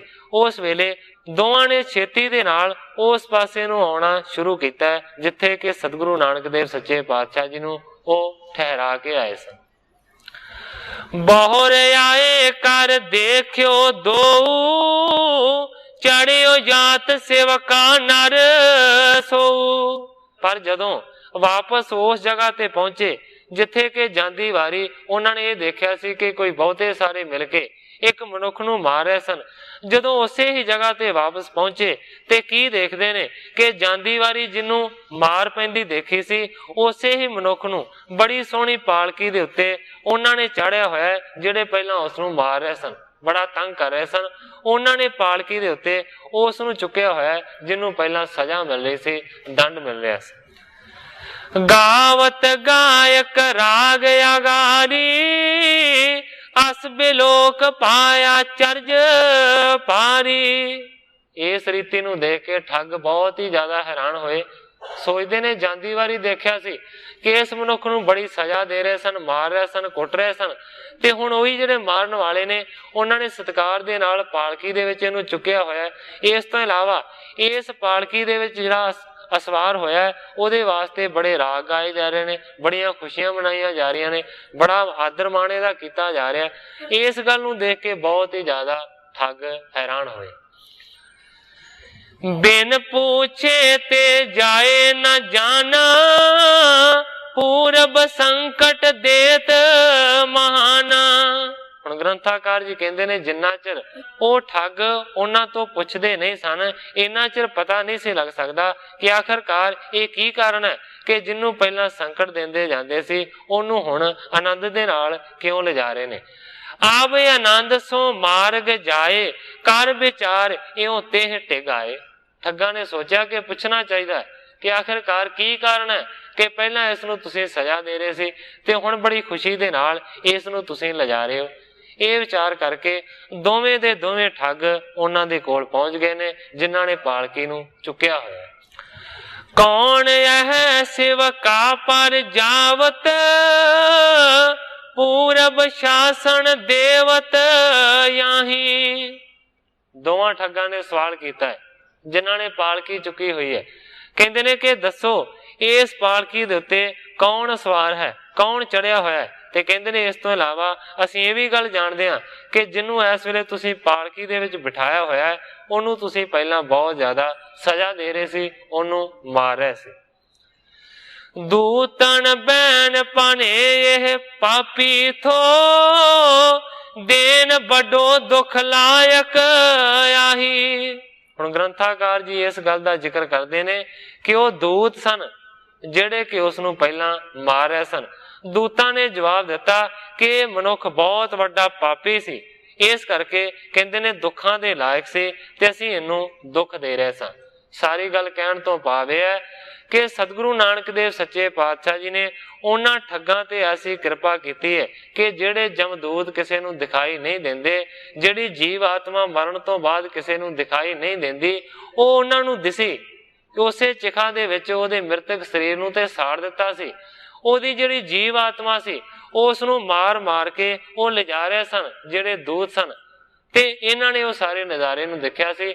ਪਰ ਇਹ ਸਾਰਾ ਨਜ਼ਾਰਾ ਗੁਰੂ ਜੀ ਦੀ ਕਿਰਪਾ ਦੇ ਨਾਲ ਦੇਖਿਆ ਸੀ, ਕਿਉਂਕਿ ਆਮ ਤੌਰ ਤੇ ਅਸੀਂ ਕਿਸੇ ਮੁਰਦੇ ਦੀ ਜੀਵ ਆਤਮਾ ਨੂੰ ਨਹੀਂ ਦੇਖ ਸਕਦੇ, ਉਹਨਾਂ ਦੂਤਾਂ ਨੂੰ ਵੀ ਨਹੀਂ ਦੇਖ ਸਕਦੇ ਜਿਹੜੇ ਕਿ ਲੈਣ ਦੇ ਵਾਸਤੇ ਜੀਵ ਆਤਮਾ ਨੂੰ ਆਉਂਦੇ ਨੇ। ਹੁਣ ਉਹ ਦੂਤ ਕਹਿੰਦੇ ਨੇ, ਇਹਨਾਂ ਦੇ ਨਾਲ ਗੱਲਬਾਤ ਕਰਦੇ ਨੇ, ਕਹਿੰਦੇ ਨੇ ਬਹੁਤ ਵੱਡਾ ਪਾਪੀ ਸੀ, ਇਸ ਕਰਕੇ ਅਸੀਂ ਇਹਨੂੰ ਪਹਿਲਾਂ ਦੁੱਖ ਦੇ ਰਹੇ ਸੀ। ਧੂਮ ਚਿਖਾ ਪਿਖਿਓ ਗੁਰ ਨਾਨਕ, ਹੋਏ ਪੁਨੀਤ ਗਇਓ ਛਿਨ ਮਾਹੀ। ਠੱਗਾਂ ਨੇ ਸਵਾਲ ਕੀਤਾ, ਜੀ ਇਹ ਪਾਪੀ ਸੀ ਤੇ ਤੁਸੀਂ ਇਹਨੂੰ ਮਾਰ ਵੀ ਰਹੇ ਸੀ, ਤੇ ਕਹਿੰਦੇ ਨੇ ਹੁਣ ਫਿਰ ਸਤਿਕਾਰ ਕਿਉਂ ਕਰ ਰਹੇ ਹੋ, ਕਿ ਹੁਣ ਇਹਦੇ ਦੇ ਸਾਰੇ ਪਾਪ ਖਤਮ ਹੋ ਗਏ ਨੇ। ਉਹਨਾਂ ਦੂਤਾਂ ਨੇ ਜਵਾਬ ਦਿੱਤਾ ਕਿ ਉਹ ਦੇਖੋ, ਉਹ ਜਿਹੜਾ ਚਿਖਾ ਦੇ ਵਿੱਚੋਂ ਧੂੰਆਂ ਨਿਕਲ ਰਿਹਾ ਨਾ, ਉਸ ਚਿਖਾ ਦੇ ਵਿੱਚ ਇਹਦੇ ਸਰੀਰ ਨੂੰ ਇਹਦੇ ਸੰਬੰਧੀਆਂ ਨੇ ਸਾੜ ਦਿੱਤਾ ਹੈ। ਤੇ ਕਹਿੰਦੇ ਨੇ ਉਹ ਜਿਹੜਾ ਧੂੰਆਂ ਆਕਾਸ਼ ਦੇ ਵਿੱਚ ਫੈਲਿਆ ਨਾ, ਉਸ ਧੂਏ ਨੂੰ ਦੇਖਿਆ ਸਤਿਗੁਰੂ ਨਾਨਕ ਦੇਵ ਸੱਚੇ ਪਾਤਸ਼ਾਹ ਜੀ ਨੂੰ, ਤੇ ਕਹਿੰਦੇ ਨੇ ਇੰਨੀ ਵੱਡੀ ਉਹਨਾਂ ਦੀ ਨਿਗਾਹ ਦੇ ਵਿੱਚ ਕਰਾਮਾਤ ਹੈ ਕਿ ਇਸ ਦੇ ਮ੍ਰਿਤਕ ਸਰੀਰ ਦੇ ਧੂਏ ਨੂੰ ਦੇਖਣ ਦੇ ਨਾਲ ਹੀ ਇਹ ਵੀ ਪਵਿੱਤਰ ਹੋ ਗਿਆ। ਇਸ ਕਰਕੇ ਇਹਦੇ ਸਾਰੇ ਦੇ ਸਾਰੇ ਜਿਹੜੇ ਪਾਪ ਨੇ ਨਾ ਉਹ ਖਤਮ ਹੋ ਗਏ ਨੇ, ਇੱਕ ਛਿਨ ਵੀ ਨਹੀਂ ਲੱਗਿਆ, ਇਹ ਤੇ ਪਾਪੀ ਤੋਂ ਪਵਿੱਤਰ ਹੋ ਗਏ। ਸ਼ਾਸਨ ਤੇ ਛੁੱਟ ਪ੍ਰਾਪਤ ਪਾ ਸੁਖ, ਕੀਨ ਜੇ ਪਾਪ ਰਹਿਓ ਇੱਕ ਨਹੀਂ। ਦੂਤ ਕਹਿੰਦੇ ਨੇ ਇਸ ਕਰਕੇ ਸਾਰੀਆਂ ਸ਼ਾਸਨਾਵਾਂ ਤੋਂ, ਸਾਰੀਆਂ ਸਜ਼ਾਵਾਂ ਤੋਂ ਇਹ ਛੁੱਟ ਗਿਆ, ਇਹਨੂੰ ਹੁਣ ਸੁਖਾਂ ਦੀ ਪ੍ਰਾਪਤੀ ਹੋਈ ਹੈ। ਕੀਨ ਜੇ ਪਾਪ, ਜਿੰਨੇ ਵੀ ਇਸਨੇ ਪਾਪ ਕੀਤੇ ਸਨ ਆਪਣੀ ਜ਼ਿੰਦਗੀ ਦੇ ਵਿੱਚ, ਰਹਿਓ ਇੱਕ ਨਹੀਂ, ਇੱਕ ਵੀ ਨਹੀਂ ਰਿਹਾ, ਸਾਰੇ ਦਾ ਸਾਰਾ ਲੇਖਾ ਖਤਮ ਹੋ ਗਿਆ। ਨਾਨਕ ਕੌਣ ਬਤਾਏ ਹਮੈਂ, ਸੁਣ ਦੂਤ ਕਹੈ ਤੁਮਰੇ ਢਿਗ ਜੋ। ਦੂਤਾਂ ਦੀ ਵਾਰਤਾ ਨੂੰ ਸੁਣ ਕੇ ਬਹੁਤ ਜ਼ਿਆਦਾ ਹੈਰਾਨ ਹੋਏ। ਕਹਿੰਦੇ ਨੇ ਕਿ ਕੌਣ ਹੈ ਐਸਾ ਨਾਨਕ ਜਿਹਦੇ ਵਿੱਚ ਇੰਨੀ ਕਰਾਮਾਤ ਹੈ ਕਿ ਧੂਏ ਨੂੰ ਦੇਖਣ ਦੇ ਨਾਲ ਇਹ ਪਾਪੀ ਤੋਂ ਪਵਿੱਤਰ ਹੋ ਗਿਆ, ਪੁੰਨੀ ਹੋ ਗਿਆ। ਉਸ ਵੇਲੇ ਉਹਨਾਂ ਦੂਤਾਂ ਨੇ ਆਖਿਆ, ਦੂਤ ਕਹੈ ਤੁਮਰੇ ਢਿਗ ਸੋ। ਕਹਿੰਦੇ ਨੇ ਉਹ ਤੇ ਤੁਹਾਡੇ ਲਾਗੇ ਹੀ ਹੈ, ਤੁਸੀਂ ਕਿਉਂ ਭੁੱਲੇ ਫਿਰ ਰਹੇ ਹੋ। ਉਹੀ ਨਾਨਕ ਹੈ ਜਿਹਨੂੰ ਤੁਸੀਂ ਖਿਲਾਰ ਕੇ ਆਏ। ਉਸ ਵੇਲੇ ਦੂਤਾਂ ਨੇ ਆਖਿਆ, ਕਹਿੰਦੇ ਨੇ ਮਾਰਨ ਹੇਤ ਖਸੋਟਣ ਕੇ ਤੁਮ ਜਾਂ ਕੋ ਆਏ, ਗੁਰੂ ਨਾਨਕ ਸੋ। ਕਹਿੰਦੇ ਨੇ ਉਹੀ ਗੁਰੂ ਨਾਨਕ ਹੈ ਜਿਹਨੂੰ ਮਾਰਨ ਦੇ ਵਾਸਤੇ ਤੇ ਉਹਦਾ ਧਨ ਮਾਲ ਲੁੱਟਣ ਦੇ ਵਾਸਤੇ ਤੁਸੀਂ ਉਹਨੂੰ ਠਹਿਰਾ ਕੇ ਆਏ ਹੋ। ਯੋਂ ਸੁਣ ਕੇ ਬੇਸਮਾਦ ਹਿਰਦੈ, ਹਮਕੋ ਤ੍ਰਿਕ ਜਾਏ ਚਲੇ ਤਬ ਦੋ। ਜਦੋਂ ਇਸ ਤਰ੍ਹਾਂ ਦੀ ਗੱਲ ਸੁਣੀ, ਉਹ ਦੋਵੇਂ ਠੱਗ ਬਹੁਤ ਹੀ ਜ਼ਿਆਦਾ ਹੈਰਾਨ ਹੋਏ ਨੇ। ਆਪਣੇ ਆਪ ਨੂੰ ਕਹਿੰਦੇ ਨੇ ਤਰਕਾਰ ਹੈ ਸਾਡੀ ਜ਼ਿੰਦਗੀ ਦੇ ਉੱਤੇ, ਸਾਡੇ ਜੀਵਨ ਦੇ ਉੱਤੇ। ਉਸੇ ਵੇਲੇ ਫਿਰ ਦੌੜੇ ਨੇ ਸਤਿਗੁਰਾਂ ਦੇ ਵੱਲ। ਆਣ ਗਏ ਪਦ ਪੰਕਜ ਪਾਨ ਸੋ, ਬੈਨ ਪਾਣੇ ਤੁਮ ਹੋ ਦੁੱਖ ਖੋ। ਦੋਵੇਂ ਠੱਗ ਦੌੜਦੇ ਹੋਏ ਸਤਿਗੁਰੂ ਨਾਨਕ ਦੇਵ ਸੱਚੇ ਪਾਤਸ਼ਾਹ ਜੀ ਦੇ ਚਰਨਾਂ ਦੇ ਵਿੱਚ ਪਹੁੰਚੇ ਨੇ। ਆਣ ਕੇ ਚਰਨਾਂ ਦੇ ਉੱਤੇ ਡਿੱਗੇ ਨੇ, ਗਰੀਬ ਨਵਾਜ਼ ਜੀ ਦੇ ਚਰਨ ਉਹਨਾਂ ਨੇ ਫੜੇ ਨੇ, ਤੇ ਇਹੀ ਕਹਿੰਦੇ ਨੇ ਤੁਮ ਹੋ ਦੁੱਖ ਖੋ। ਹੇ ਗਰੀਬ ਨਵਾਜ਼, ਤੁਸੀਂ ਤੇ ਸਾਰਿਆਂ ਦੁੱਖਾਂ ਦਾ ਨਾਸ਼ ਕਰਨ ਵਾਲੇ ਹੋ, ਸਾਨੂੰ ਮਾਫ ਕਰ ਦਿਓ, ਸਾਨੂੰ ਖਿਮਾ ਕਰ ਦਿਓ। ਸਰਬ ਬਿਰਤਾਂਤ ਦਿਖਾਏ ਕੇ, ਸ਼ਰਦਾ ਆਪਣੀ ਦੀਨ, ਕਰਤ ਕੋ ਕਰਮ ਬਹੋਰ ਨੇ, ਸ੍ਰੀ ਗੁਰ ਪਰਮ ਪ੍ਰਵੀਨ। ਠੱਗ ਕਹਿੰਦੇ ਨੇ ਕਿ ਇਹ ਸੱਚੇ ਪਾਤਸ਼ਾਹ ਸਾਰੇ ਦਾ ਸਾਰਾ ਬਿਰਤਾਂਤ, ਸਾਰੇ ਦਾ ਸਾਰਾ ਦ੍ਰਿਸ਼ਟਾਂਤ ਤੁਸੀਂ ਸਾਨੂੰ ਇਸ ਵਾਸਤੇ ਦਿਖਾਇਆ ਕਿ ਅਸੀਂ ਤੁਹਾਡੇ ਚਰਨਾਂ ਦੇ ਉੱਤੇ ਸ਼ਰਧਾ ਨੂੰ ਧਾਰਨ ਕਰ ਸਕੀਏ। ਸੱਚੇ ਪਾਤਸ਼ਾਹ ਤੁਸੀਂ ਤੇ ਸਾਨੂੰ ਇਹਨਾਂ ਕੁਕਰਮਾਂ ਤੋਂ ਮੋੜਨ ਦੇ ਵਾਸਤੇ ਆਏ ਹੋ। ਹੇ ਪਰਮ ਪ੍ਰਵੀਨ, ਤੁਸੀਂ ਬਹੁਤ ਹੀ ਜ਼ਿਆਦਾ ਪ੍ਰਵੀਨ ਹੋ, ਸਿਆਣੇ ਹੋ, ਸਾਨੂੰ ਇਹਨਾਂ ਮਾੜੀਆਂ ਆਦਤਾਂ ਦੇ ਵਿੱਚੋਂ ਕੱਢਣ ਦੇ ਵਾਸਤੇ ਪਹੁੰਚੇ। ਸਰਬ ਪੰਥ ਕੀ ਕਥਾ ਸੁਨਾਈ, ਚਾਰੋਂ ਚਰਨ ਰਹੇ ਲਪਟਾਈ। ਹੁਣ ਦੋ ਠੱਗ ਤੇ ਜਿਹੜੇ ਆਏ ਨੇ ਉਹ ਤੇ ਸਤਿਗੁਰਾਂ ਦੇ ਚਰਨਾਂ ਦੇ ਨਾਲ ਚੰਬੜੇ ਨੇ, ਤੇ ਜਿਹੜੇ ਦੂਸਰੇ ਦੋ ਖੜੇ ਸਨ ਸਾਵਧਾਨੀ ਦੇ ਨਾਲ, ਉਹ ਬੜੇ ਹੈਰਾਨ ਨੇ ਕਿ ਇਹਨਾਂ ਦੀ ਮੱਤ ਮਾਰੀ ਗਈ ਹੈ, ਇਹਨਾਂ ਨੂੰ ਤੇ ਮਾਰਨਾ ਹੈ, ਇਹਨਾਂ ਦੇ ਚਰਨਾਂ ਤੇ ਡਿੱਗੀ ਜਾ ਰਹੇ ਨੇ। ਉਹਨਾਂ ਦੋਵਾਂ ਨੇ ਆਖਿਆ ਤੁਸੀਂ ਇਹ ਕੀ ਕਰ ਰਹੇ ਹੋ। ਫਿਰ ਉਹਨਾਂ ਦੋਵਾਂ ਠੱਗਾਂ ਨੇ ਆਪਣੇ ਰਸਤੇ ਦੀ ਸਾਰੀ ਜਿਹੜੀ ਕਥਾ ਸੀ ਨਾ ਉਹ ਸੁਣਾਈ ਤੇ ਫਿਰ ਚਾਰੇ ਦੇ ਚਾਰੇ ਹੀ ਸਤਿਗੁਰਾਂ ਦੇ ਚਰਨਾਂ ਦੇ ਨਾਲ ਲਿਪਟੇ। ਨਿੰਦ ਜੀਵ ਕਾ ਹੁਤੀ ਹਮਾਰੀ, ਮਾਰੇ ਜੀਵਨ ਬਿਨਾ ਵਿਚਾਰੀ। ਆਪਣੇ ਆਪ ਨੂੰ ਤਰਕਾਰਾਂ ਪਾਉਂਦੇ ਨੇ, ਲਾਣਤਾਂ ਪਾਉਂਦੇ ਨੇ, ਕਹਿੰਦੇ ਨੇ ਹੇ ਗੁਰੂ ਜੀ ਸਾਡੀ ਜਿਹੜੀ ਜੀਵਕਾ ਹੈ ਇਹ ਤੇ ਬਹੁਤ ਹੀ ਜ਼ਿਆਦਾ ਨਿੰਦਣਯੋਗ ਹੈ। ਕਹਿੰਦੇ ਨੇ ਕਿ ਅਸੀਂ ਜੀਵਾਂ ਨੂੰ ਮਾਰਦੇ ਸਾਂ ਉਹਨਾਂ ਦਾ ਧਨ ਲੁੱਟਣ ਦੇ ਵਾਸਤੇ, ਪਰ ਇਹ ਗੱਲ ਬਹੁਤ ਹੀ ਜ਼ਿਆਦਾ ਮਾੜੀ। ਤੁਮ ਸਮਰਥ ਸੰਤ ਸੁਖਦਾਈ, ਆਪਣੀ ਕਲਾ ਨ ਹਮੇ ਦਿਖਾਈ। ਕਹਿੰਦੇ ਨੇ ਹੇ ਗਰੀਬ ਨਵਾਜ ਤੁਸੀਂ ਤੇ ਸਮਰੱਥ ਹੋ, ਤੁਸੀਂ ਤੇ ਸੰਤ ਹੋ, ਤੁਸੀਂ ਤੇ ਸੁਖਾਂ ਦਾ ਦਾਨ ਦੇਣ ਵਾਲੇ ਹੋ, ਪਰ ਕਹਿੰਦੇ ਨੇ ਗਰੀਬ ਨਵਾਜ ਆਪਣੀ ਪਹਿਲਾਂ ਤੁਸੀਂ ਇਹ ਕਲਾ ਨਹੀਂ ਦਿਖਾਈ, ਇਸ ਕਰਕੇ ਅਸੀਂ ਪਹਿਲਾਂ ਭੁੱਲੇ ਹੀ ਰਹੇ। ਬਖਸ਼ੋ ਵੱਡੇ ਕਰੇ ਅਪਰਾਧੂ, ਪਾਰੇ ਉਪਕਾਰੀ ਹੋਵੇ ਜਗ ਸਾਧੂ। ਕਹਿੰਦੇ ਨੇ ਹੇ ਗਰੀਬ ਨਵਾਜ ਕਿਰਪਾ ਕਰਕੇ ਸਾਡੇ ਕੀਤੇ ਹੋਏ ਅਪਰਾਧਾਂ ਨੂੰ ਤੁਸੀਂ ਬਖਸ਼ ਦਿਓ, ਤੁਸੀਂ ਤੇ ਪਰਉਪਕਾਰੀ ਹੋ, ਤੁਸੀਂ ਤੇ ਸਾਧੂ ਦਾ ਰੂਪ। ਚਲੋ ਗ੍ਰਾਮ ਸਿਰ ਪ੍ਰਭ ਬਹੋਰੀ, ਬੇਨਤੀ ਸਰਬ ਕਰੇ ਕਰ ਜੋਰੀ। ਚਾਰੇ ਠੱਗ ਹੱਥ ਜੋੜ ਕੇ ਬੇਨਤੀ ਕਰਦੇ ਨੇ ਕਿਰਪਾ ਕਰਕੇ ਸਾਨੂੰ ਮਾਫ ਕਰ ਦਿਓ ਤੇ ਚੱਲੋ ਸਾਡੇ ਨਾਲ, ਸਾਡੇ ਪਿੰਡ ਦੇ ਵਿੱਚ ਇੱਕ ਵਾਰੀ ਫੇਰ ਫੇਰੀ ਪਾਓ ਤੇ ਸੱਚੇ ਪਾਤਸ਼ਾਹ ਸਾਡੇ ਪਿੰਡ ਨੂੰ ਵੀ ਆਪਣੇ ਚਰਨ ਪਾ ਕੇ ਪਵਿੱਤਰ ਕਰ ਦਿਓ। ਚਾਰੇ ਦੇ ਚਾਰੇ ਹੱਥ ਜੋੜ ਕੇ ਸਤਿਗੁਰੂ ਨਾਨਕ ਦੇਵ ਸੱਚੇ ਪਾਤਸ਼ਾਹ ਜੀ ਦੇ ਚਰਨਾਂ ਦੇ ਵਿੱਚ ਇਸ ਤਰ੍ਹਾਂ ਅਰਜ਼ਾਂ ਕਰ ਰਹੇ ਨੇ। ਸੋ ਸਾਧ ਸੰਗਤ ਜੀ ਸਮੇਂ ਦੀ ਸਮਾਪਤੀ ਹੈ।